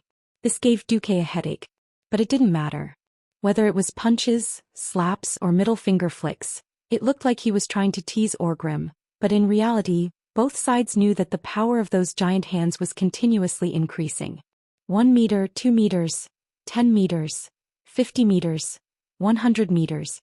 Orgrim didn't expect that he would be forced back by Duque again and again in the long corridor of the storm fortress. The pain didn't stop but none of the wounds were fatal. Of course this was only against Orgrim who had thick skin and amazing resistance to magic. When he ran into other beastmen who didn't have high resistance to magic, Duque would just kill them with a single spell. Behind Duque some brave ones like the little prince ran to the door of the hall to watch. They all stared blankly at Duque who seemed to be taking a leisurely stroll out of the hall. With every few steps he cast a spell and killed those hateful beastmen who invaded the fortress with the same clean and efficient method. Unknowingly they were mesmerized by the stalwart figure of Duque's back. Which teenager didn't worship heroes? Which girl didn't admire heroes? Once upon a time the object of their admiration was Anduin Lothar. Now this name had silently changed to Duke Marcus. The queen quietly walked behind Prince William and placed her hands on his shoulders.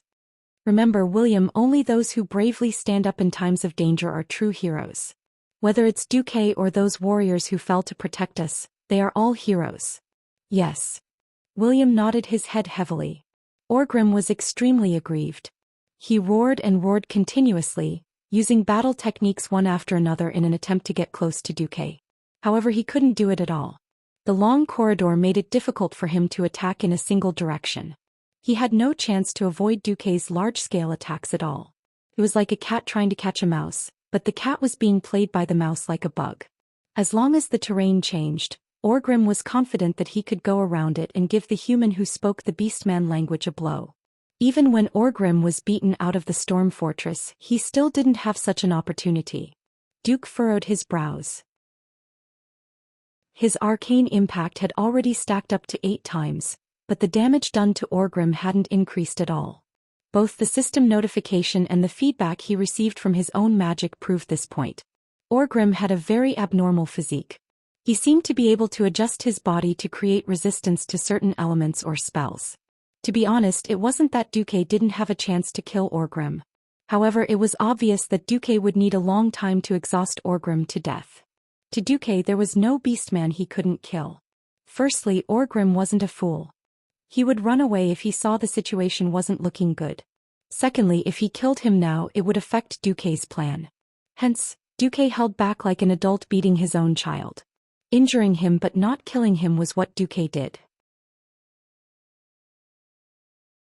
Chapter 154. Human. Tell me, why did you hold back?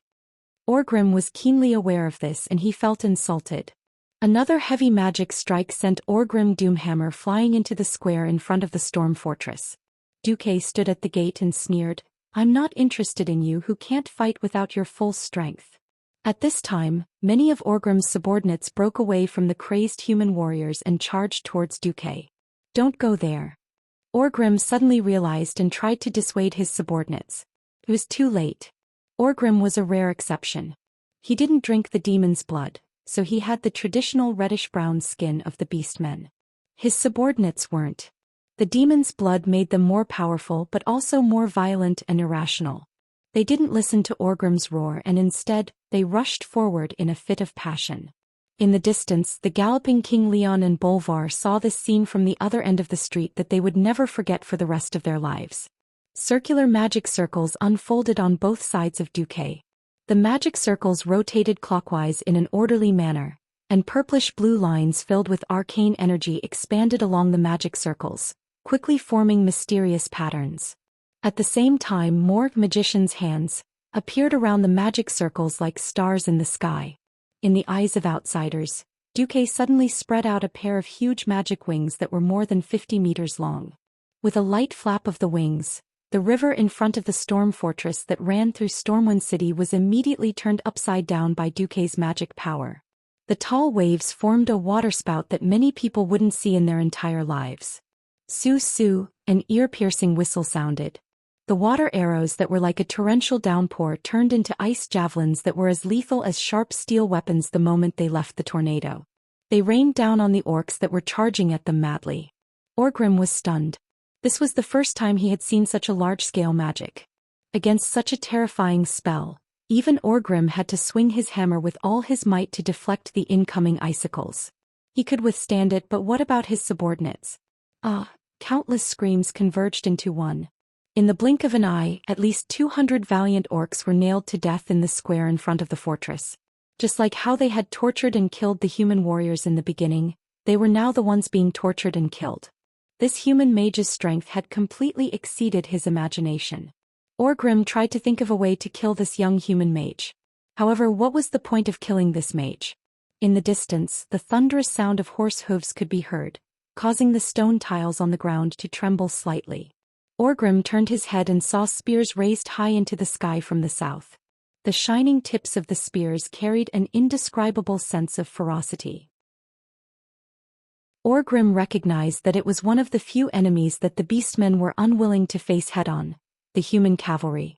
Under the huge momentum, the spear's penetrative power was something that even the strongest orcs were unwilling to face head-on.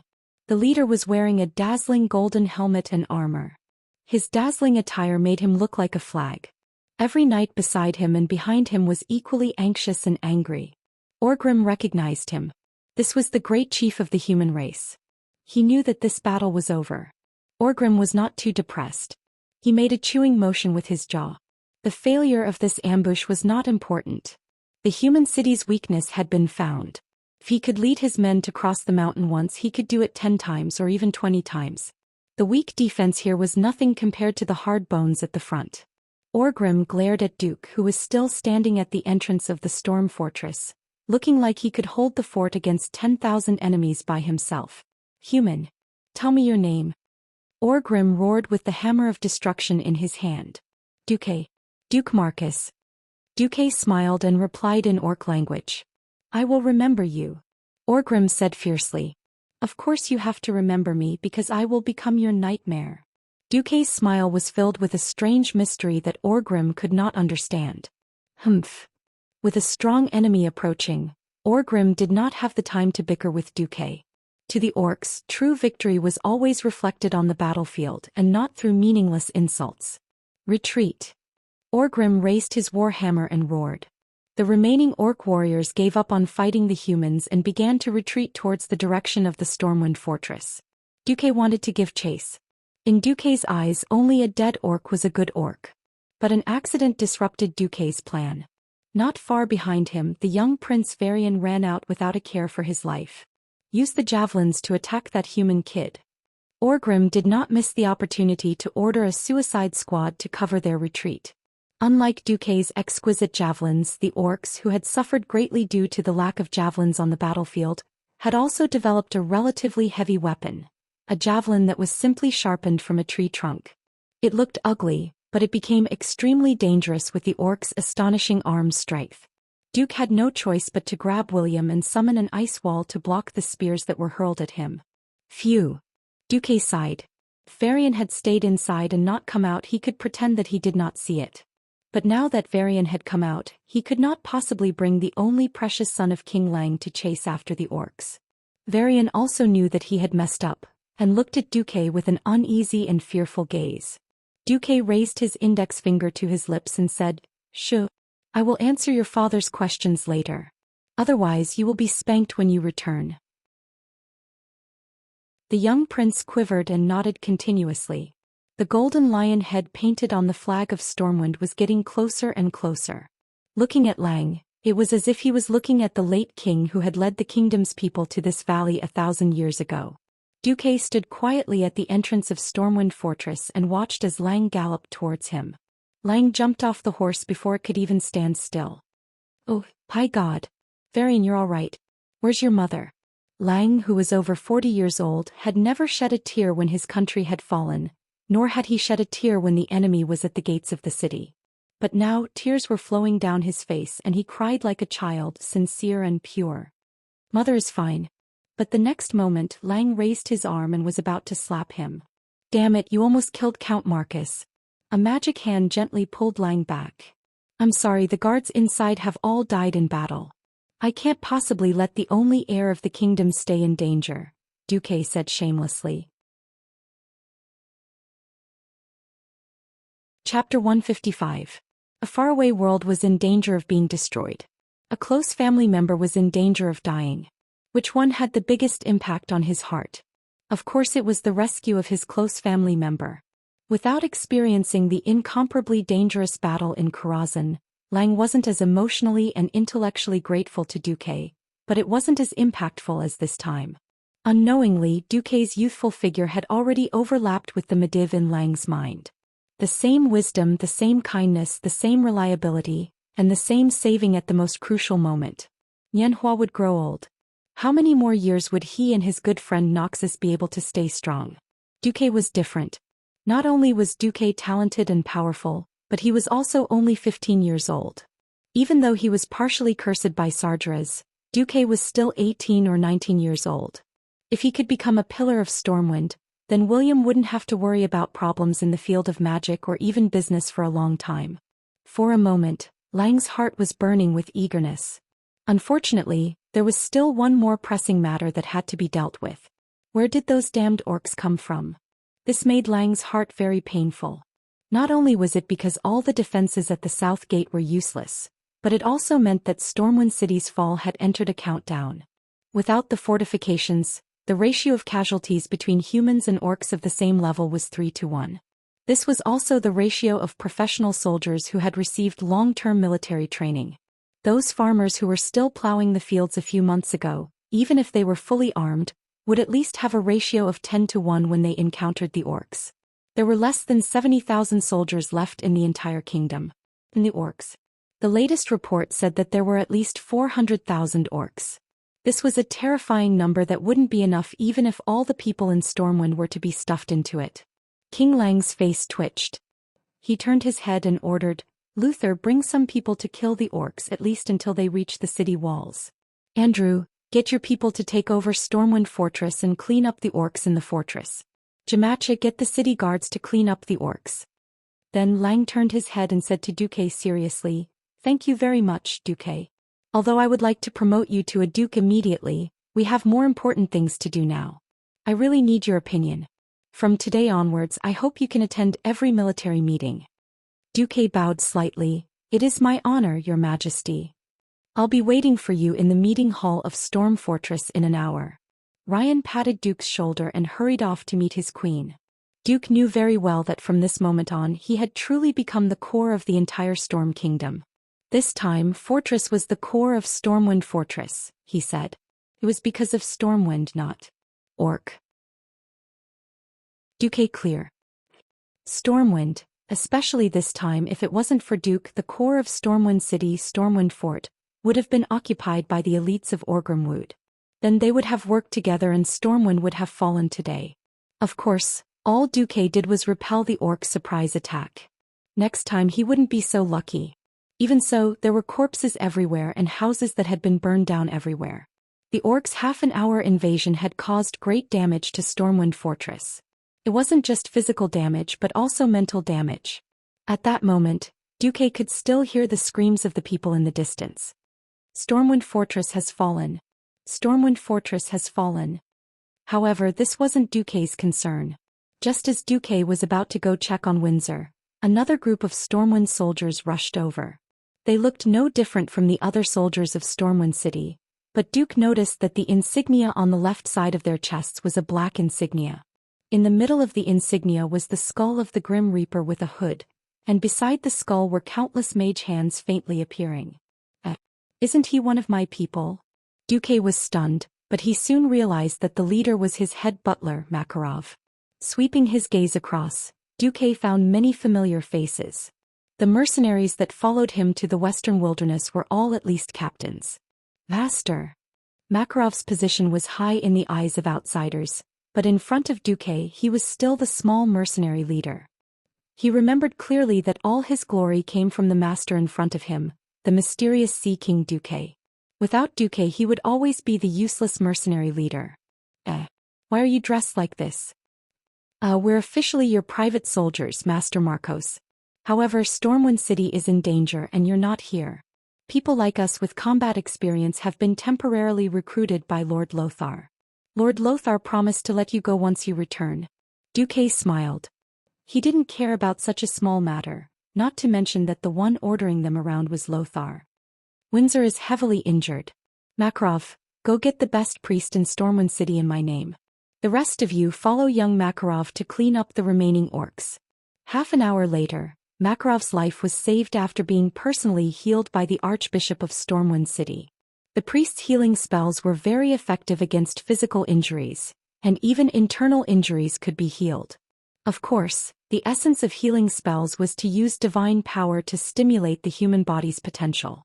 Healing came at the cost of the human body's potential. Simply put, it was a reduction in lifespan. Without the present there would be no future. Everybody knows about this. In front of the sickbed, the pale Windsor looked at Duque with an apologetic expression. I'm sorry, Master. Am I useless? I couldn't even block a single blow from that guy. Duque laughed. Windsor was still young. He was loyal and not lacking in courage, but he was far from the hero of the future who had an iron will and was unafraid of death. If you knew that the red-skinned orc with the square mace was called Orgrim Doomhammer, and that he was the strongest warrior of the tribe, would you feel better? Really? Windsor was a little surprised, but his eyes immediately dimmed. Damn it, I'm secretly happy that I lost to the strongest. This proves that my training is still lacking. Pfft. Duque was also amused. Come on, in the entire kingdom apart from Lothar, there's really no one who can fight him fairly. Not even you, Master. Duque pondered for a moment. If there's no interference, give me at least half an hour and I have about a 50% chance of killing him. Duque added in his mind. That's on the premise that I can't revive. Out of the blue, Windsor asked, is Stormwind Kingdom destroyed? Stormwind City will fall, and Stormwind will be reborn after defeating the orcs. Chapter 156. Panic was still spreading endlessly. The capital of the country was invaded, and even the Storm Fortress, which was integrated with the palace and the fortress, was lost for a time. Even if the invaders were quickly annihilated by the Sea King Duke who arrived in time, it still couldn't stop the fear in the hearts of the people from growing. We don't want to die. We want to live. Please let me and my child board the ship. His Majesty Lang can no longer defend Stormwind City. Does he want us to die with this useless king? Pessimism spread like a plague and it could not be suppressed. A large number of people dragged their families to the port, begging for a ticket to a safe world. The people who had lost their minds did not listen to the explanation of the port officials, and tried everything to rush onto the ship. There were even people who wanted to rush onto the ship when they saw the ship docked, even before the military supplies were unloaded. The scene was extremely chaotic. Facing their own people, the guards of Stormwind City who were in charge of maintaining order did not dare to use their swords. With a moment of carelessness, a large number of people rushed onto the port after some conspirators shouted, "The city has been breached." If it were not for the following scene, there might have been a tragic stampede of casualties. A strong gust of wind suddenly blew, bringing with it a bone-chilling cold air from the pier. Everyone could clearly feel the terrifying power contained in this cold wind. A small part of the sea suddenly froze, and a huge iceberg rose from the ground, getting taller and taller. A young man wearing the robes of the Stormwind City Royal Wizard Squad stood on it. Wizard. It's actually a wizard. Oh my god. He's Sea King Duque. The name, Duque, seemed to have some mysterious magic power that surpassed the power of magic. As soon as the name came out, the people who were in a frenzy suddenly calmed down.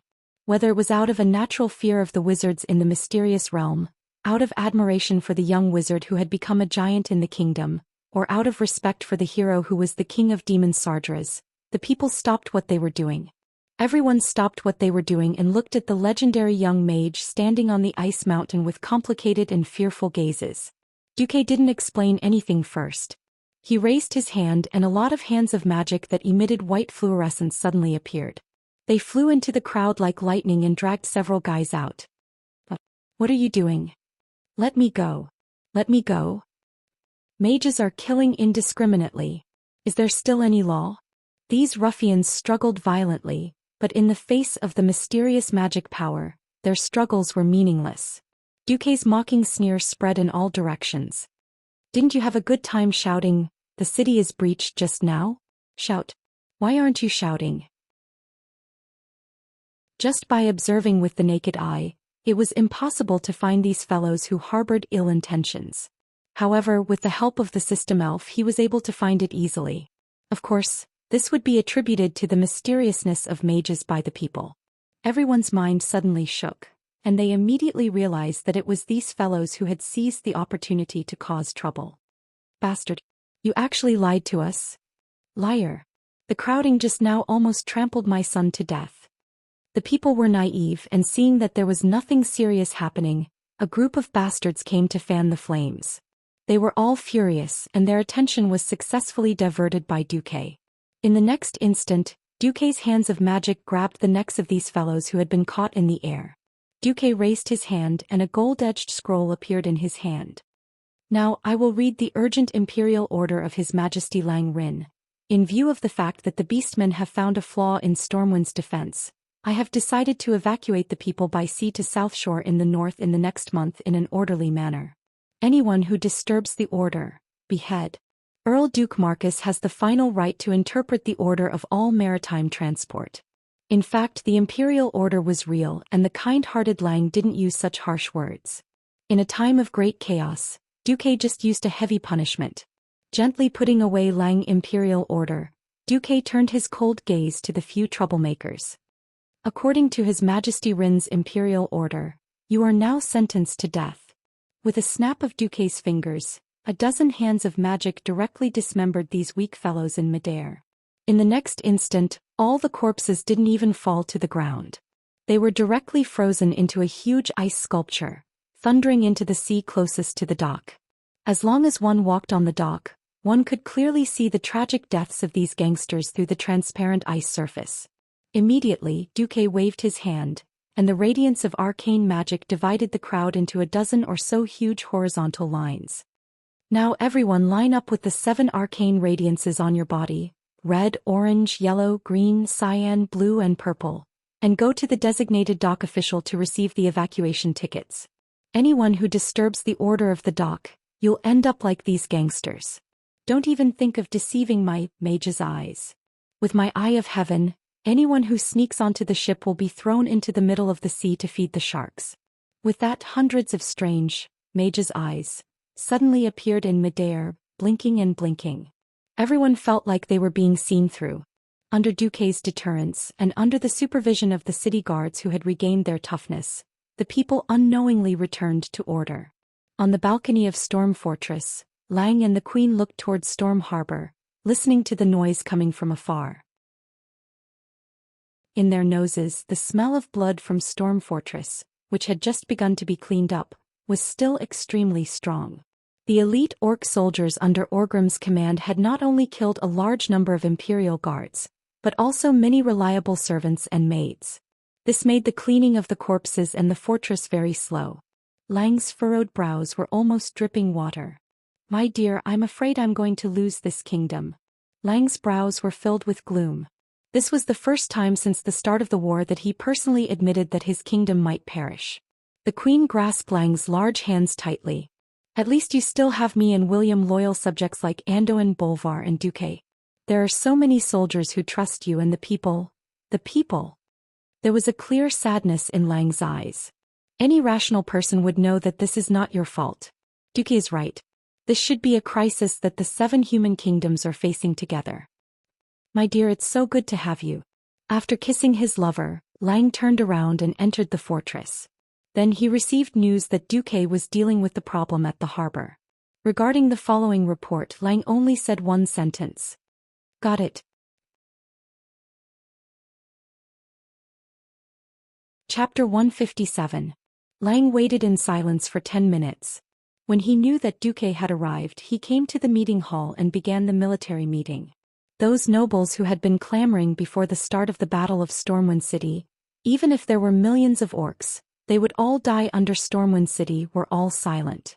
Unsurprisingly, the topic changed from how to exhaust the orcs to how to evacuate. Evacuating was not an easy task.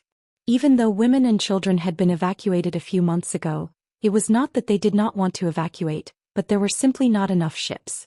No one blamed Duque. Without Duque, the situation might have been even worse. The simplest example was the new Stormwind port, which had a stone pier that extended all the way to the sea. Compared to the previous narrow military port and the fisherman's pier, the shipping capacity was more than 10 times greater. And shipping capacity, no one knew what Duque was thinking.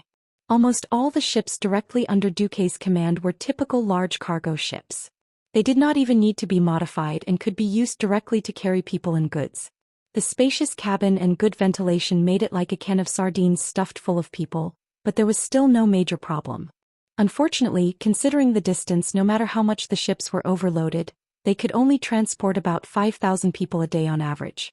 At this moment, there were still more than 300,000 soldiers and civilians trapped in Stormwind City. It was no exaggeration to say that almost all the ships in the human world were here. Even if Stormwind Port and the shipyards of Kurtiras worked overtime to build ships, there would not be much increase in shipping capacity in a short period of time. The shortage of shipping capacity was the biggest problem in front of Lang. In history, Stormwind was also hit hard because of this reason. After Lothar's raid on Karazhan, because the orcs were advancing faster than in this world, all the roads were blocked. Lothar did not return to Stormwind City. When he rushed back, Lang had already been killed by Garona in a secret underground meeting hall under the witness of the little prince, Varian. Without a leader and with the rubbish in the port, there were not enough ships. As a result, when Stormwind City was attacked by the Horde, more than 80% of the citizens who could not escape in time were slaughtered. Lothar brought less than 20% of the citizens of Stormwind and the orphans and widows left behind by Lang to South Shore. With no soldiers, no manpower, no weapons and no supplies, Lothar was almost at the end of his rope. That was how Lothar, as a direct descendant of Thoradin the Great, announced that he would give up the throne of Thoradin the Great in exchange for the formation of an alliance to fight against the invasion of the Horde. In this world, with the existence of Duque, the course of history had been greatly changed. At the very least, Lang was still alive and more than 300,000 citizens had been transported to South Shore. Regardless of whether Stormwind had lost, just like in history, it was obvious that they had managed to preserve their vitality in this life. Due to the large number of citizens and the fact that Duque had sent people there early on to prepare for large-scale construction, there were voices of dissatisfaction in both the Kingdom of Riptide Fortress and the Alterac Kingdom. They suspected that the people of Stormwind had come here and refused to leave.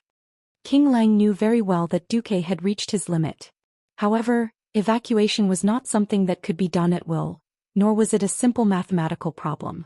300,000 divided by 5,000, which was exactly 60 days to evacuate. Wishful thinking. Hundreds of thousands of orcs were eyeing the city covetously. Once the city was breached, all the remaining people would be instantly surrounded like dumplings, and no one would be able to escape. Only those who had evacuated in the first few days would be truly safe.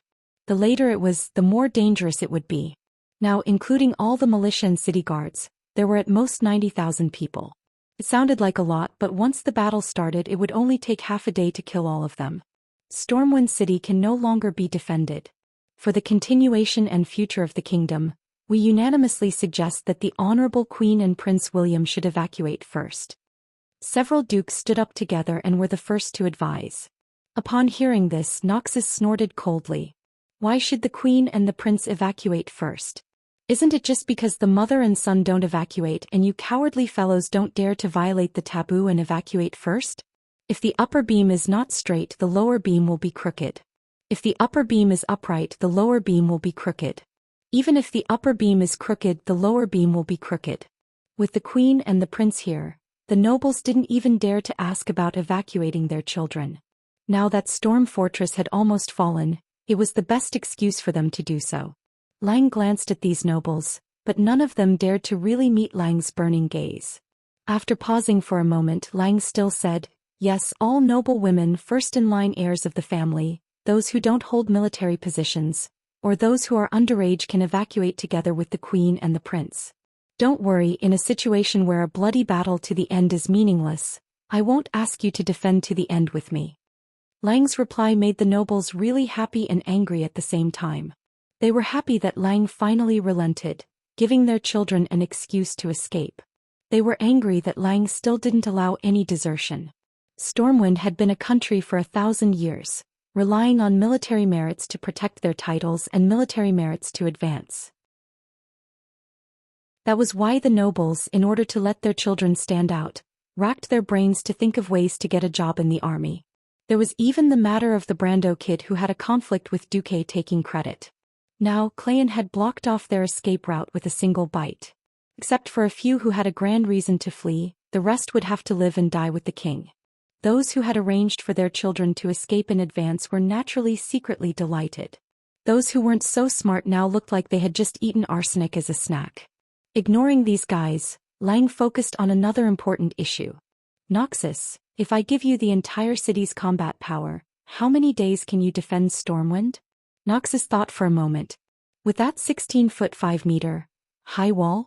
If the orcs use that as a breakthrough point, 10 days no more. And we need at least 30,000 people to cover their retreat. This army will definitely be wiped out." As soon as he finished speaking, there was a commotion among the nobles.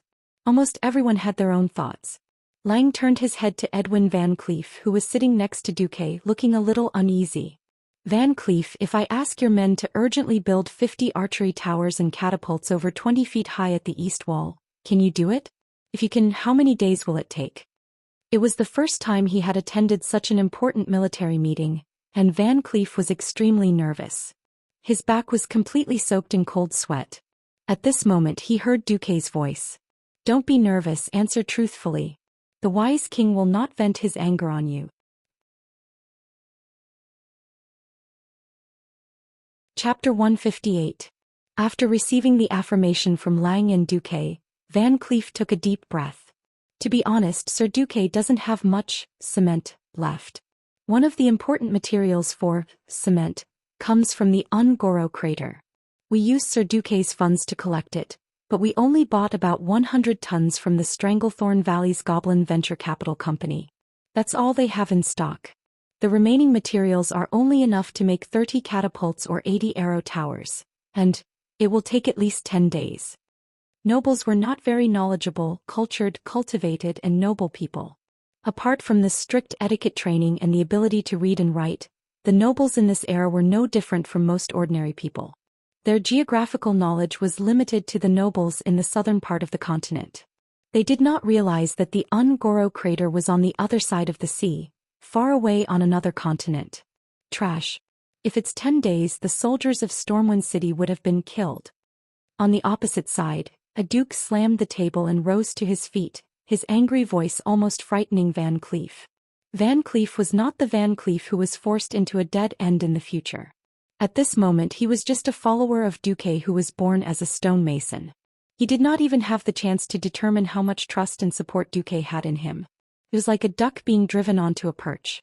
The Duke did not expect that Duque would go against him for the sake of Van Cleef, a lowly dog. He slammed the table and Duque slammed it even louder. Bang! Almost all the guards of the Wong family thought that the enemy was attacking. Every guard put their hands on the hilt of their swords. When they saw that it was Duque slamming the table, they secretly let go of their hands again. "You're the trash. You don't even know that the Ungoro crater is on the other side of the sea, and you're talking nonsense to my people. If there really was so much cement, I would have raised the entire wall of Stormwind City to 200 feet high. Orcs can't even fly and let alone climb." Duque was telling the truth. In this world without modern industry, it was too difficult to make proper cement. The only thing they could do was to use volcanic ash as the main raw material for cement. That was why he had his eyes on the Ongoro crater and asked Van Cleef to collect materials through various channels. The truth was the most hurtful. Pfft. Obviously, Duque was scolding people, but many people were amused by Duque's counterargument. This kind of direct scolding of the other party's ignorance, and it even hit the mark. The resulting laughter made the Duke feel even more embarrassed. Another Duke stood up and said, "Very well, I would like to ask Sir Lothar, how long can you defend with these towers?" Lothar raised a finger. "The limit is 1 month and it's still the same thing. The troops in charge of the rear won't survive." Alright, let's go back to the original question. No, not back to square one. Duque interrupted the Duke. "It's just 10 days. I'll fight for it." Duque patted Van Cleef on the shoulder. "You can rest assured and let your men do their job." For some reason Van Cleef felt like crying. In his impression, the nobles were all in cahoots with each other. There is nothing that cannot be solved by the exchange of interests. This was a famous saying among the nobles. For a moment, Van Cleef thought that the noble Earl Duque would not stand up for a lowly person like him. He was a duke. Duque did not feel anything, but Van Cleef did not. Van Cleef, whose ancestors had been in Stormwind City for generations, had a natural fear of high-ranking nobles, who knew that not only did Duque speak up, but he also made the other party half dead. Suddenly Van Cleef had the urge to die for Duque. Now not only did Duque take all the blame, but he also protected him. Tears welled up in Van Cleef's eyes. Not many people cared about Van Cleef's emotions. Everyone's attention was on Duque's words. 10 days. Are you sure? The sand in the hourglass is more expensive than gold. We are in a race with death. King Lang kindly reminded Duque. "Oh, thank God. If you can do it, Duque will be a great help." Lothar, who had worked with Duque more often, was almost blindly optimistic. He did not know how Duque did it, but based on his understanding of Duque, he was sure that Duque would not make empty promises. Lang looked at the restless nobles and frowned. "What are you going to do?" The second Duke was obviously a little against Duque.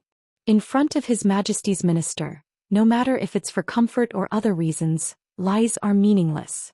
Right now we are discussing the lives and deaths of nearly half of Stormwind. We cannot allow a brat like you to speak big words. He was the king, and if necessary he could force Duque's proposal through. But before that it would be best if he could convince everyone. Duque stretched his body and leaned comfortably on the bench. He crossed his fingers and placed them on his abdomen. "It seems that your people think differently from you. Last night your butler found my subordinate, Makarov, and said that he wanted 2 more ships to transport your treasures." "Aha, if you don't believe me, why did you find my subordinate?" Everyone knew that Duque was putting 2 and 2 together. Believing that Duque could stall the orcs for 10 days and believing in Duque's fleet were 2 completely different things. But either Duque's political intelligence was 0, or Duque was doing it on purpose. At this time he told Lang that it was these vermin who wanted to disregard the lives of Lang's most cherished citizens, and empty the precious cabins to transport the treasures. Almost at the same time Lang, Lothar, Bolvar, and the other upright and outspoken nobles all had dark expressions. "Ugh, oh, there's such a thing.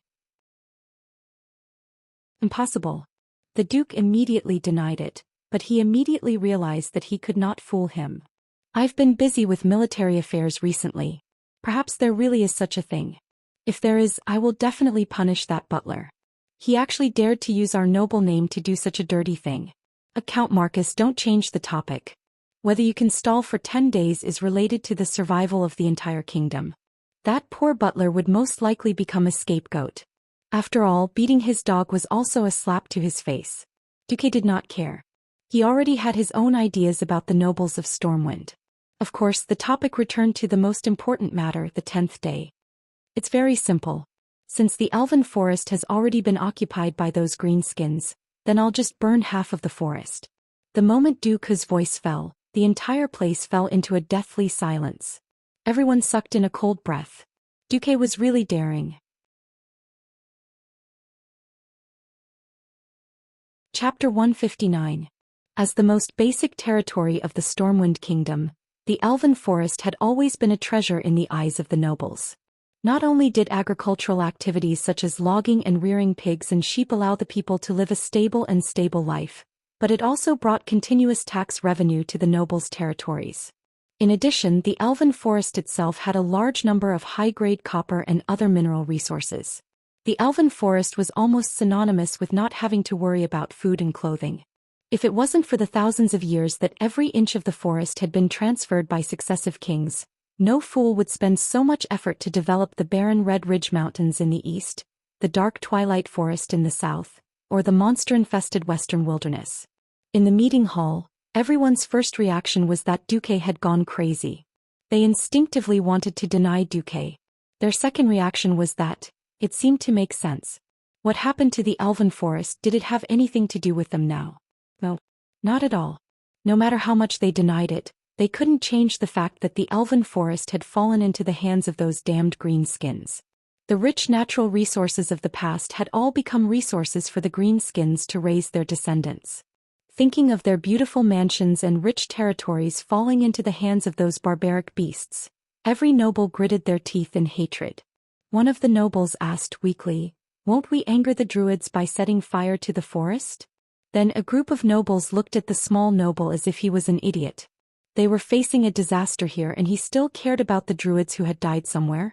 The nobles immediately fell silent. Noxus was the kind one to ask, "What about the orc spellcasters called warlocks? I received absolutely accurate information from my master. At the moment, the strongest orc warlock ghoul, Dan, will not be able to fight for some reason in the short term. The same goes for the Shadow Council. So as long as you give me a griffin, I'll be safe."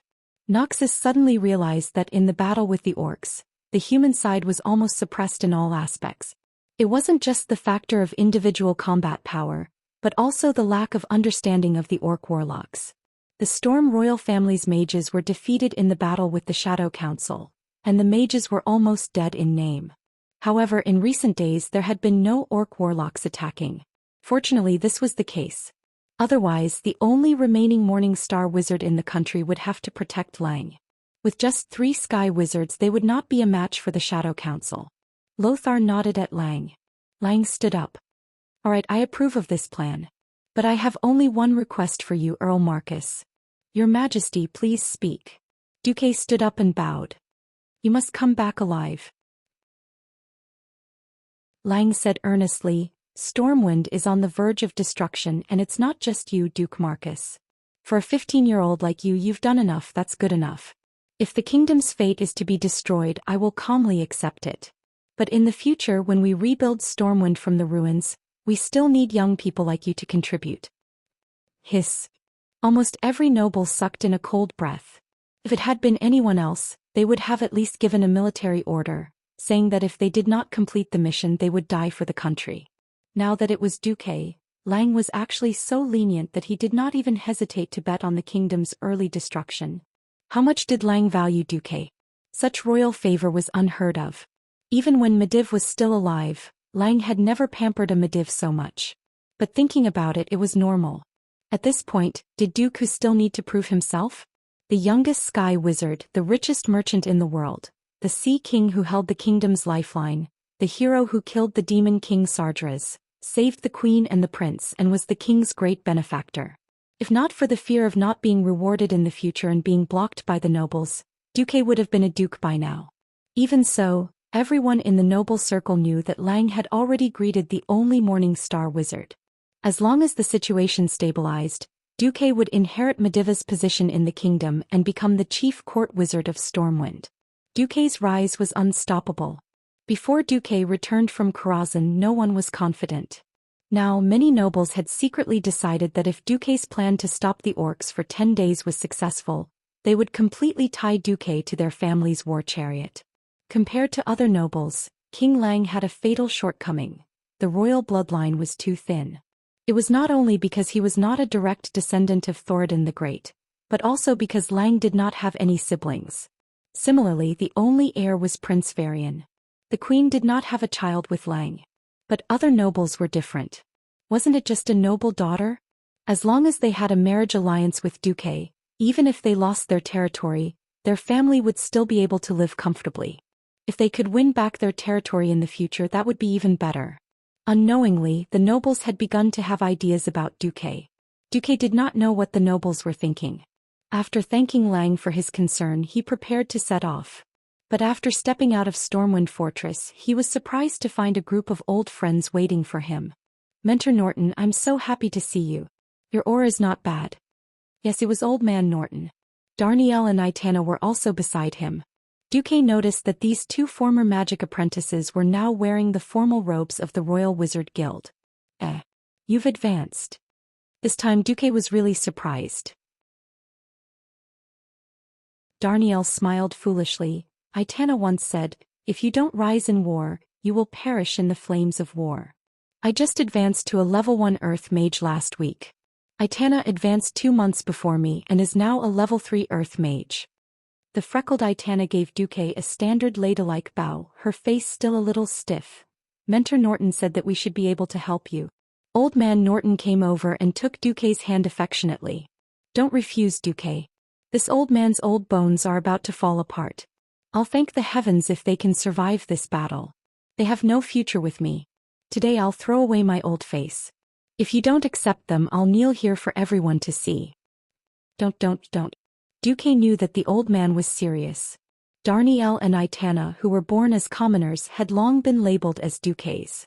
If Duque didn't want them, these two really had nowhere to go. Duque turned to face the two. Okay, enough with the pleasantries. You two will follow me from now on. I want to ask you, do you want to become my followers? Or are you my henchmen? Darnielle scratched his head. Is there a difference? Itana kicked Darnielle lightly. Of course I want to be a follower.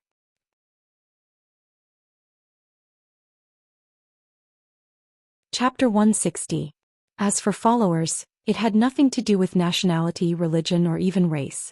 They were loyal only to Duque, who was a wizard. Retainers were different.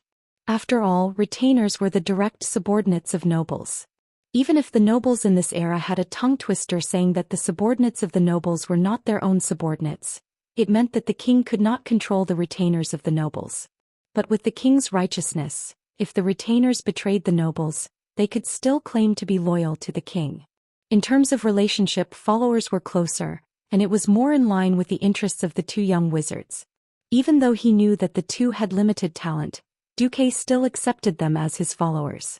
This master-follower relationship was also a perfect ending to the fateful encounter they had when they first came out of the Northshire Monastery together. All right, I'll give you a mission now. After settling the matters in Stormwind City, Duque did not move out that night. He had a good sleep. When Lothar asked him why he was so sure that the orcs would not come tonight, Duque replied, because the great chief of the horde is Black Hand. Lothar was perplexed by this. Duke wagged his index finger with a confident look on his face. This was the benefit of being a transmigrator.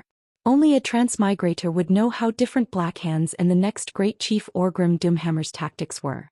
Black Hand was indeed a very outstanding orc leader. His excellence was reflected in his ferocity and bravery. Black Hand, who drank the demon's blood, had the common weakness of most green-skinned orcs, violent and irrational. Other than fighting head-on, there was no other way. Orgrim, on the other hand, did not drink the demon's blood, which made his mind clear. This gave Orgrim a natural advantage when it came to military strategy. He was more intelligent and rational. It was the same for Orgrim in history. As one of the most intelligent orcs, Orgrim had once defeated the entire alliance. If it wasn't for the fact that the orcs had betrayed their teammates, perhaps the horde wouldn't have been defeated during the first incident at the Dark Portal. Duque was so sure that the horde would not be able to move out tonight because of his understanding of Black Hand. At this moment in the tribe's camp, Black's Hand, which had turned slightly carbonized due to the power of chaos and was extremely tough, punched Orgrim in the face.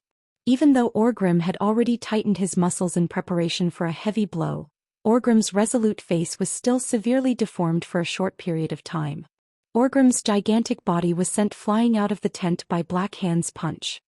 You coward! The tribe doesn't need a coward like you. Black Hand roared. They have a very powerful spellcaster. Where was Gul'dan when we needed spellcaster support the most? Where are the warlocks of the Shadow Council? Orgrim roared back. Even though the beastmen were brave and irrational, they still had rules. The mysterious was mysterious and the warrior was a warrior. Since ancient times, the shamans of the tribe had been the ones to deal with the enemy's spellcasters. After the shaman profession withered, It was replaced by the warlock profession. The great tribal chief was speechless for a moment before saying, Gul, Dan has more important things to do, such as repairing the Door of Darkness. This was a sophistry, but it was also a good reason. If the Door of Darkness was repaired, then the tribe would have an endless supply of reinforcements. Even though the warriors left in that destroyed world were not the most elite, there were still many of them. Orgrim shook his head and stood up stubbornly. Black Hand, tomorrow, give me another 20,000 elites from the Blackrock tribe. If I can't defeat them, you will see my head. All right. Black Hand was prepared to act recklessly. Mirror Lake was located south of Stormwind City. If one went to Stormwind City from Gold Flash Town, southeast of Stormwind City, it was easy to see this huge lake on the left side of the main road. Now Mirror Lake had become one of the lifelines of the Beastmen army. It was currently summer and the heat was scorching the earth, making both sides feel uncomfortable. When there was no battle, the Beastmen were happy to enjoy the cool air under the shade of trees. In order to prevent the damned fishmen and Nagas who obeyed the humans' orders from running into Mirror Lake, the Beastmen had to use thousands of laborers to build a temporary dam. This was to make it the most ideal water source for the Beastmen army. Mirror Lake was located at the foot of a small mountain. In order to prevent the humans from poisoning the lake, they only needed to set up enough patrols near the mouth of the spring. From the top of the mountain, they could clearly see all the movements on the outer wall of the human city of Stormwind City. However, early in the morning, an atmospheric circulation that almost surrounded the entire mountain appeared on this average-sized mountain. The constantly rotating circulation formed a storm, forming a wall of air that was nearly 100 meters tall at the peak of the mountain. The patrolling Beastmen tried to pass through this invisible wall of air to see what was happening. However, all the Beastmen who tried to do so were instantly torn apart by the violent wind. In the next moment, in response to the first rays of dawn, balls of flames, along with the radiance of the sun, began to spread grandly from the top of the mountain to the vast land. At first, every Beastman thought it was an illusion. But soon, when the blazing flames landed on the rough and messy roofs of the tribe's barracks, the fire easily spread. Fire! Fire! The sleepy Beastmen had just woken up from their dreams when they realized that the entire camp was in a sea of fire. The Beastmen were not unprepared for the humans' fire attack. Many Beastman officers instructed the stupid Beastmen to use sand to extinguish the fire. They also ordered the Beastmen to rush to Mirror Lake to fetch water to extinguish the fire. However, the flames in the sky became denser and denser. The ever-increasing fire made the Beastmen's efforts to extinguish the fire useless. Most of them held their weapons blankly and ran to the open space, not knowing what to do. Look up the mountain. Finally, some Beastmen realized that something was wrong. A majestic figure stood at the highest point of the mountain. Behind him, his cloak fluttered in the wind like a fluttering flag, attracting the attention of all the Beastmen. The figure bathed in the morning light was incomparably dazzling. It was as if he was the radiant sun, as if he was the sun of light who dispelled all the darkness on the earth. Under the illumination of the morning light, the silver spell formation hanging in the air beside him had every fine line and every mysterious rune dyed with a layer of brilliant gold. Countless fireballs shot out from the spell formation, drawing red arcs in the sky that symbolized death and destruction, and fell to the ground in a shocking manner. The endless flames turned the entire land into a sea of fire in the short span of a dozen breaths. Orgrim rushed out of the tent and looked at the mysterious and terrifying figure. He squeezed out a few words through gritted teeth. Duke Marcus.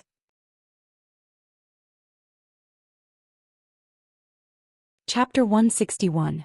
Of course you have to remember me because I will become your nightmare. The words spoken by Duke in the Orc language were still echoing in Orgrim Doomhammer's ears. It was like mockery, but it was also like a nightmare that he could never escape from.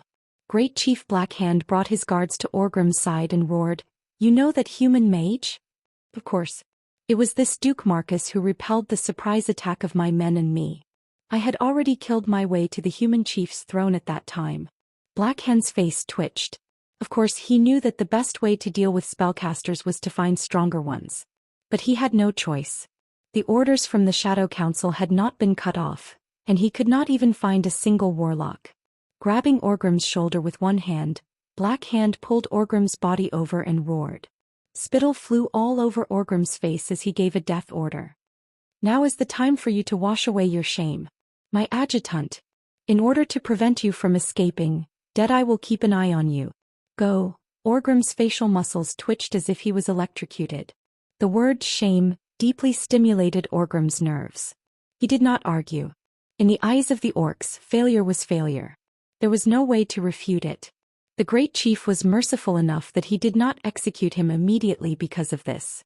Even though he still had the anger of his good friend Durotan's death buried deep in his heart, he knew that this was not the time to challenge Black Hand. Follow me.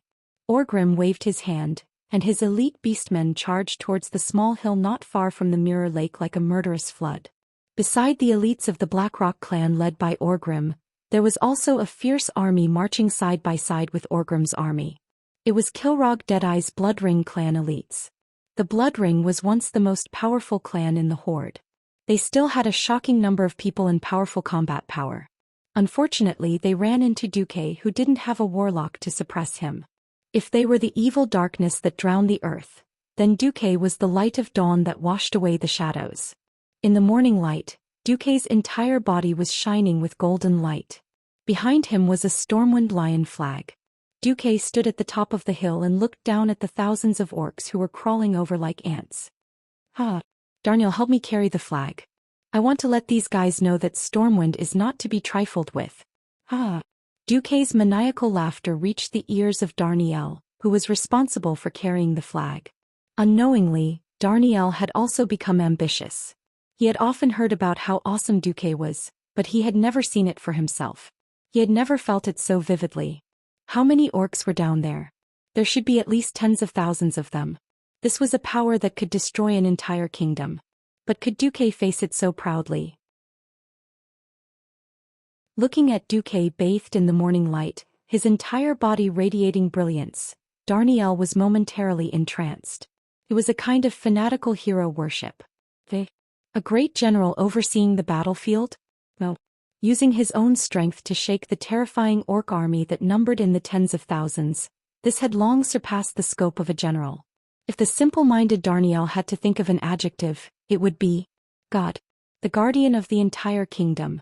At the foot of the hill, the orc warriors were fortunate enough to meet a human mage who was going all out without their own warlocks suppressing them for the first time in the elven forest.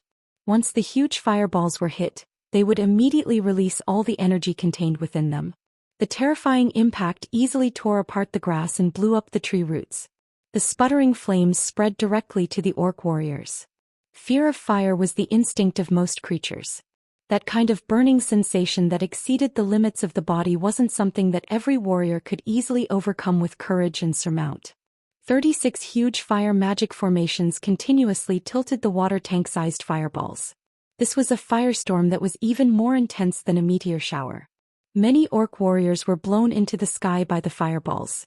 They fell and howled before being swallowed by the flames. In no time they became corpses that emitted a disgusting burnt smell.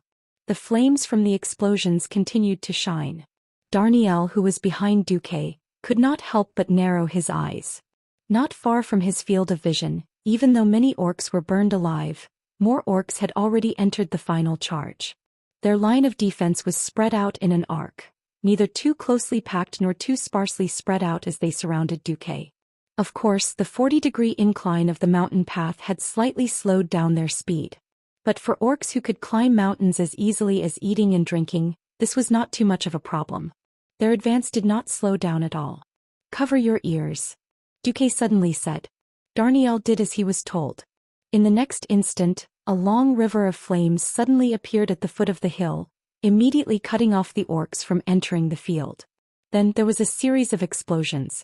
Those were the cannonballs that Duque had scattered on the hill in the morning. Because of this, Stormwind's few griffins were exhausted. Because the Horde had found a new direction to attack the city, the cannons placed at the main gate of Stormwind City had all lost their purpose. With limited transportation, these cannonballs could not be pulled away, so it was better for Duque to play with them. Just as they stepped halfway up the hill, the cannonballs that had been detonated by the fire kept exploding under the orc warriors' feet, creating pillars of fire mixed with mud.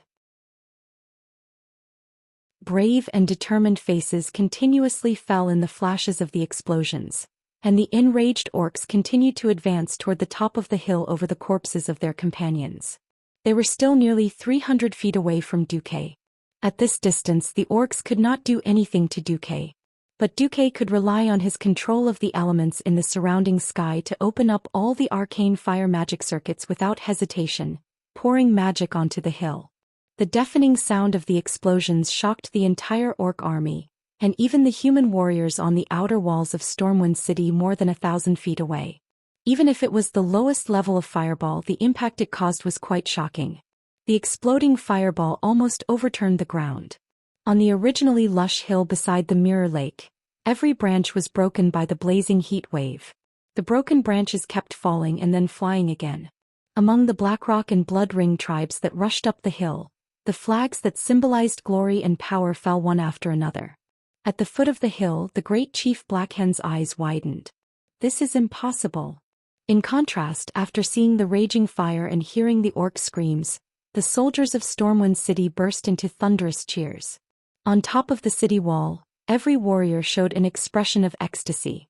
They knew that their new guardian, Duke Marcus, was teaching the orcs how to be human.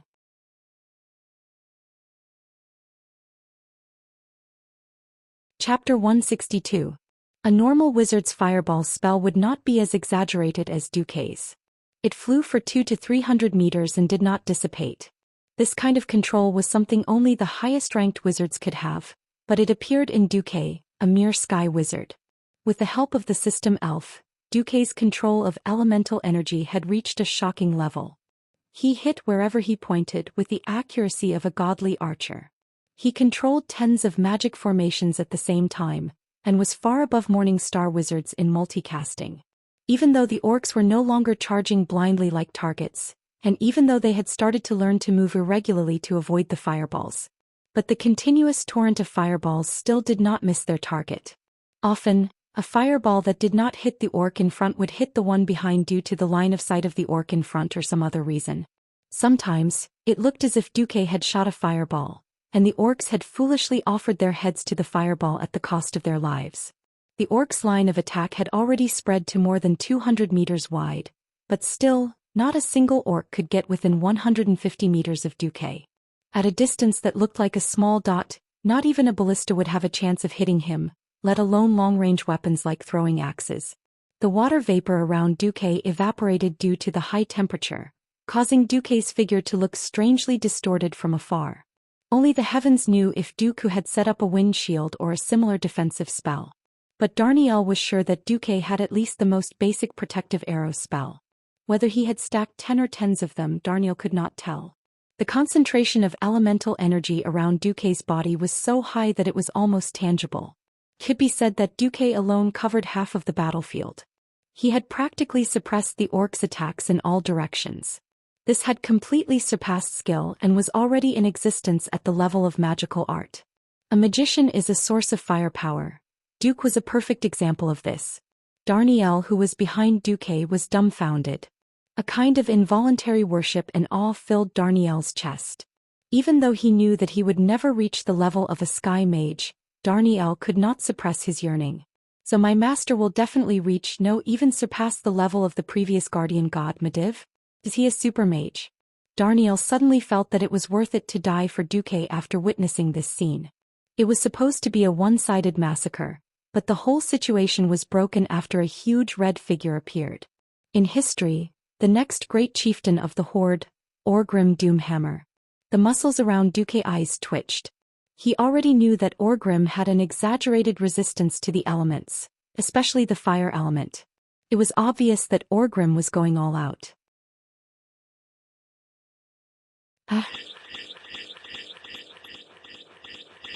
Perhaps it was to defend against Duque's fireballs. Orgrim rushed over the mountain stream that flowed to the Mirror Lake. Orgrim's condition was clearly abnormal. Even the phrase, large strides, was not enough to describe his berserk state. With a hammer of destruction, that weighed at least 200 to 300 pounds, Orgrim ran as if he was flying. Every step he took covered more than 5 meters.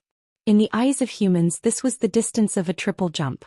But for Orgrim, who was more than 2.5 meters tall, This was only the level of sprinting. What was even more frightening was the abnormality under his feet. Duque saw the steam billowing everywhere. Damn, are you an electric perm? Duque had long since given up on using fire spells to deal with Orgrim.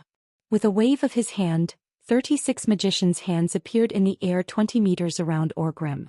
There were 6 of them in a group and they activated Arcane Impact. 2 seconds later, Duque was dumbfounded again. Ineffective. Ineffective. Completely ineffective. The surging arcane energy that was highly compressed crashed into Orgrim's body. Oh, it was less than 20 centimeters away from his body, and it was automatically dispelled by an even more powerful and mysterious force. This was a move that could send Orgrim flying again and again in the last battle, but now it was completely ineffective. Damn, are you sure you're not called Orgrim Saint Seiya? You can't use the same move twice? Orgrim, whose every step changed the color of the mountains and rivers, was already within 100 meters of Duque in a few breaths. Duque frowned and clasped his hands together. Instantly the elements in the air changed again. Ha! With a light shout, the entire mountain spring froze under Duque's feet. The cruel cold air flowed along the flowing stream and froze the entire stream in an instant. Countless icicles abruptly extended along the river like a hedgehog. The high-speed icicles were sharp enough to pierce through any mortal's body. Arctic Wave. This was a self-created spell that Duque had modified from Darson's cold prison. Although it was not complete, Duque was confident that it could stop Orgrim. Duque succeeded. Although Orgrim's body was emitting heat, it was obvious that he was not used to the icicles that had physical properties. The high temperature continuously melted the icicles, but each icicle would pierce his body first, creating thumb-sized bloody holes. Ah! Faced with more and more icicles, Orgrim was surrounded. At this moment another Beastman hero arrived, Kilrog Deadeye. As the chieftain of one of the 7 largest Beastman tribes, Kilrog's strength was definitely top-notch. If not for his old age, Duque was willing to bet that this old Beastman's combat power was at least at the level of Black Hand. In front of Duque, Kilrog displayed agility that was comparable to that of a night elf. Yes, agility. If Orgrim was said to be more like an angry lion, then Kilrog was now an agile cheetah. He actually stepped on the blunt side of the icicles that Duque's icicles had pierced out, as if he was flying towards Duque. Multicast. Activate. This was not a spell that Duque had asked the system elf to cast, but Duque's own true multitasking. Its power was more than a level higher than the system elf's spell. Blizzard, and Wide Area Icicle. For the first time, Duque showed the world his shocking magic circuit. No matter how agile Kilrog was, he could not be immune to this kind of omnidirectional magic attack. For a moment his figure also froze. Kilrog was so anxious that he croaked. The beastmen behind him still wanted to rush forward, but they were suppressed by the system elf's hand of magic and the magic formation.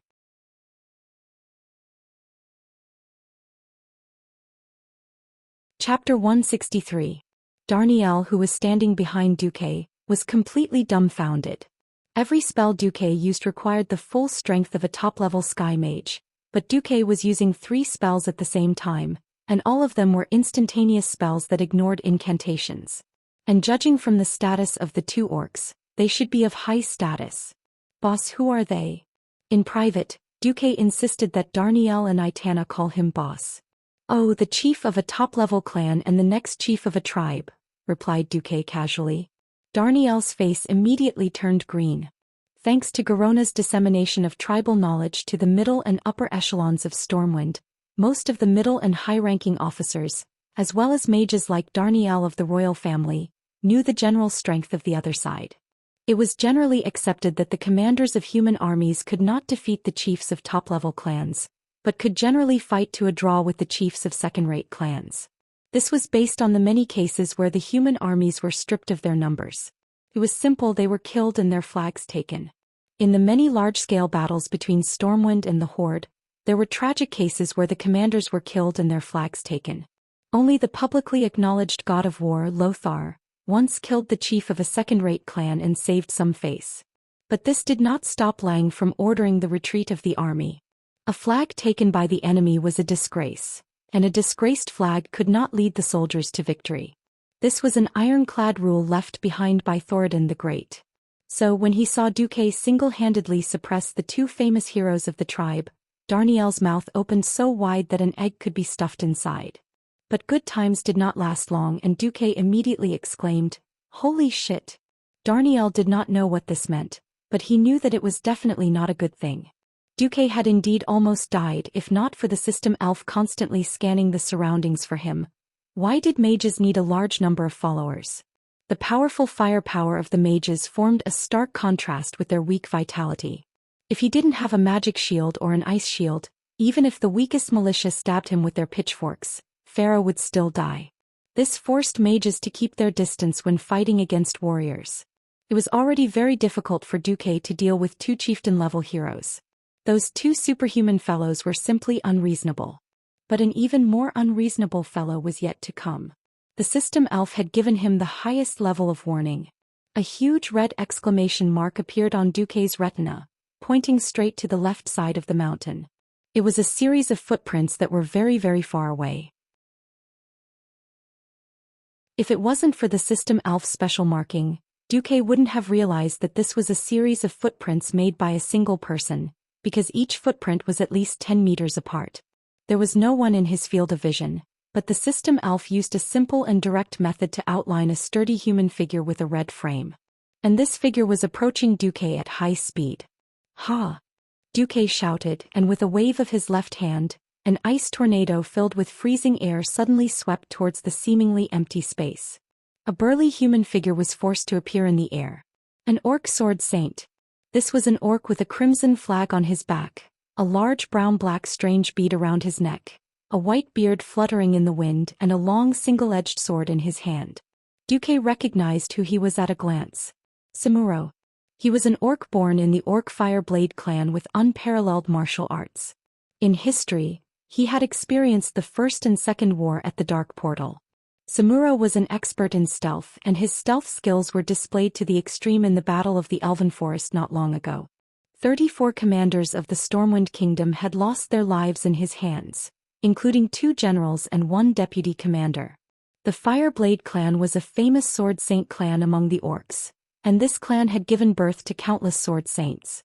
Unparalleled combat talent, agility, and destructive power were incomparable to ordinary warriors. Almost all orc warriors had an inexplicable admiration for the sword saints. The moment Samuro's figure appeared, the orc army that was still unyielding and trying to get close to Duque let out a thunderous cheer. This cheer seemed to make Kilrog Deadeye lose his composure. With a fierce roar, his body grew by a full 30 centimeters. If Orgrim was said to have transformed into a berserker, then Kilrog was said to have increased his speed and magic resistance. The effect of the freezing air from the blizzard had on him was reduced by 70% in an instant. Samuro's figure disappeared into the air again. Without a doubt, he must have activated the invisibility effect of Gale Step and pounced towards Duque. In an instant, the famous heroes of the 3 tribes charged over together. "Boss!" Darnielle called out in a questioning tone. In the plan that had been set before, Duque was to run after setting the fire. But when to run was still Duque's call. Duque knew very well that in a one-on-one situation he would be at an absolute disadvantage against any one of the 3 horde heroes. Duque couldn't understand the physique of the orc hero that could increase his magic resistance no matter how hard he scratched his head. Was this the 20% mutation in the world that didn't match Duque's impression? Or was it the level suppression brought by the orc hero? This was a very serious question. It was related to whether Duque would take a detour when he saw the horde heroes in the future, or find a way to kill them directly. Heroes couldn't be replicated. Heroes with leadership abilities were even fewer if they were killed. At this point in time, before the appearance of the first-generation paladin, the humans really only had one Anduin Lothar to support the horde, which was full of fierce warriors. In fact, before Bolvar Fordragon became a paladin, Bolvar's strength was only second-rate. If possible, Duque still wanted to see if he could kill 1 or 2 horde heroes. At the very least, he wanted to find out if their abilities were different from what he remembered. Duke stretched out both of his hands, as though he was pushing open an abnormally heavy door. When he completely opened his hands, his entire body spread out, and an incomparably huge cover, with a blizzard constantly revolving around it, appeared impressively on the entire mountain top. When a mage's ice barrier was expanded 100 times with the support of unimaginable magic power, what would it look like? The answer was the ice barrier in front of him. An enemy that entered the barrier would be affected by a certain speed reduction effect and a certain chance of being frozen into ice. You're tuning in to the Zhou Xian's Legacy YouTube channel. Don't forget to subscribe and join us on this journey to catch the most captivating stories.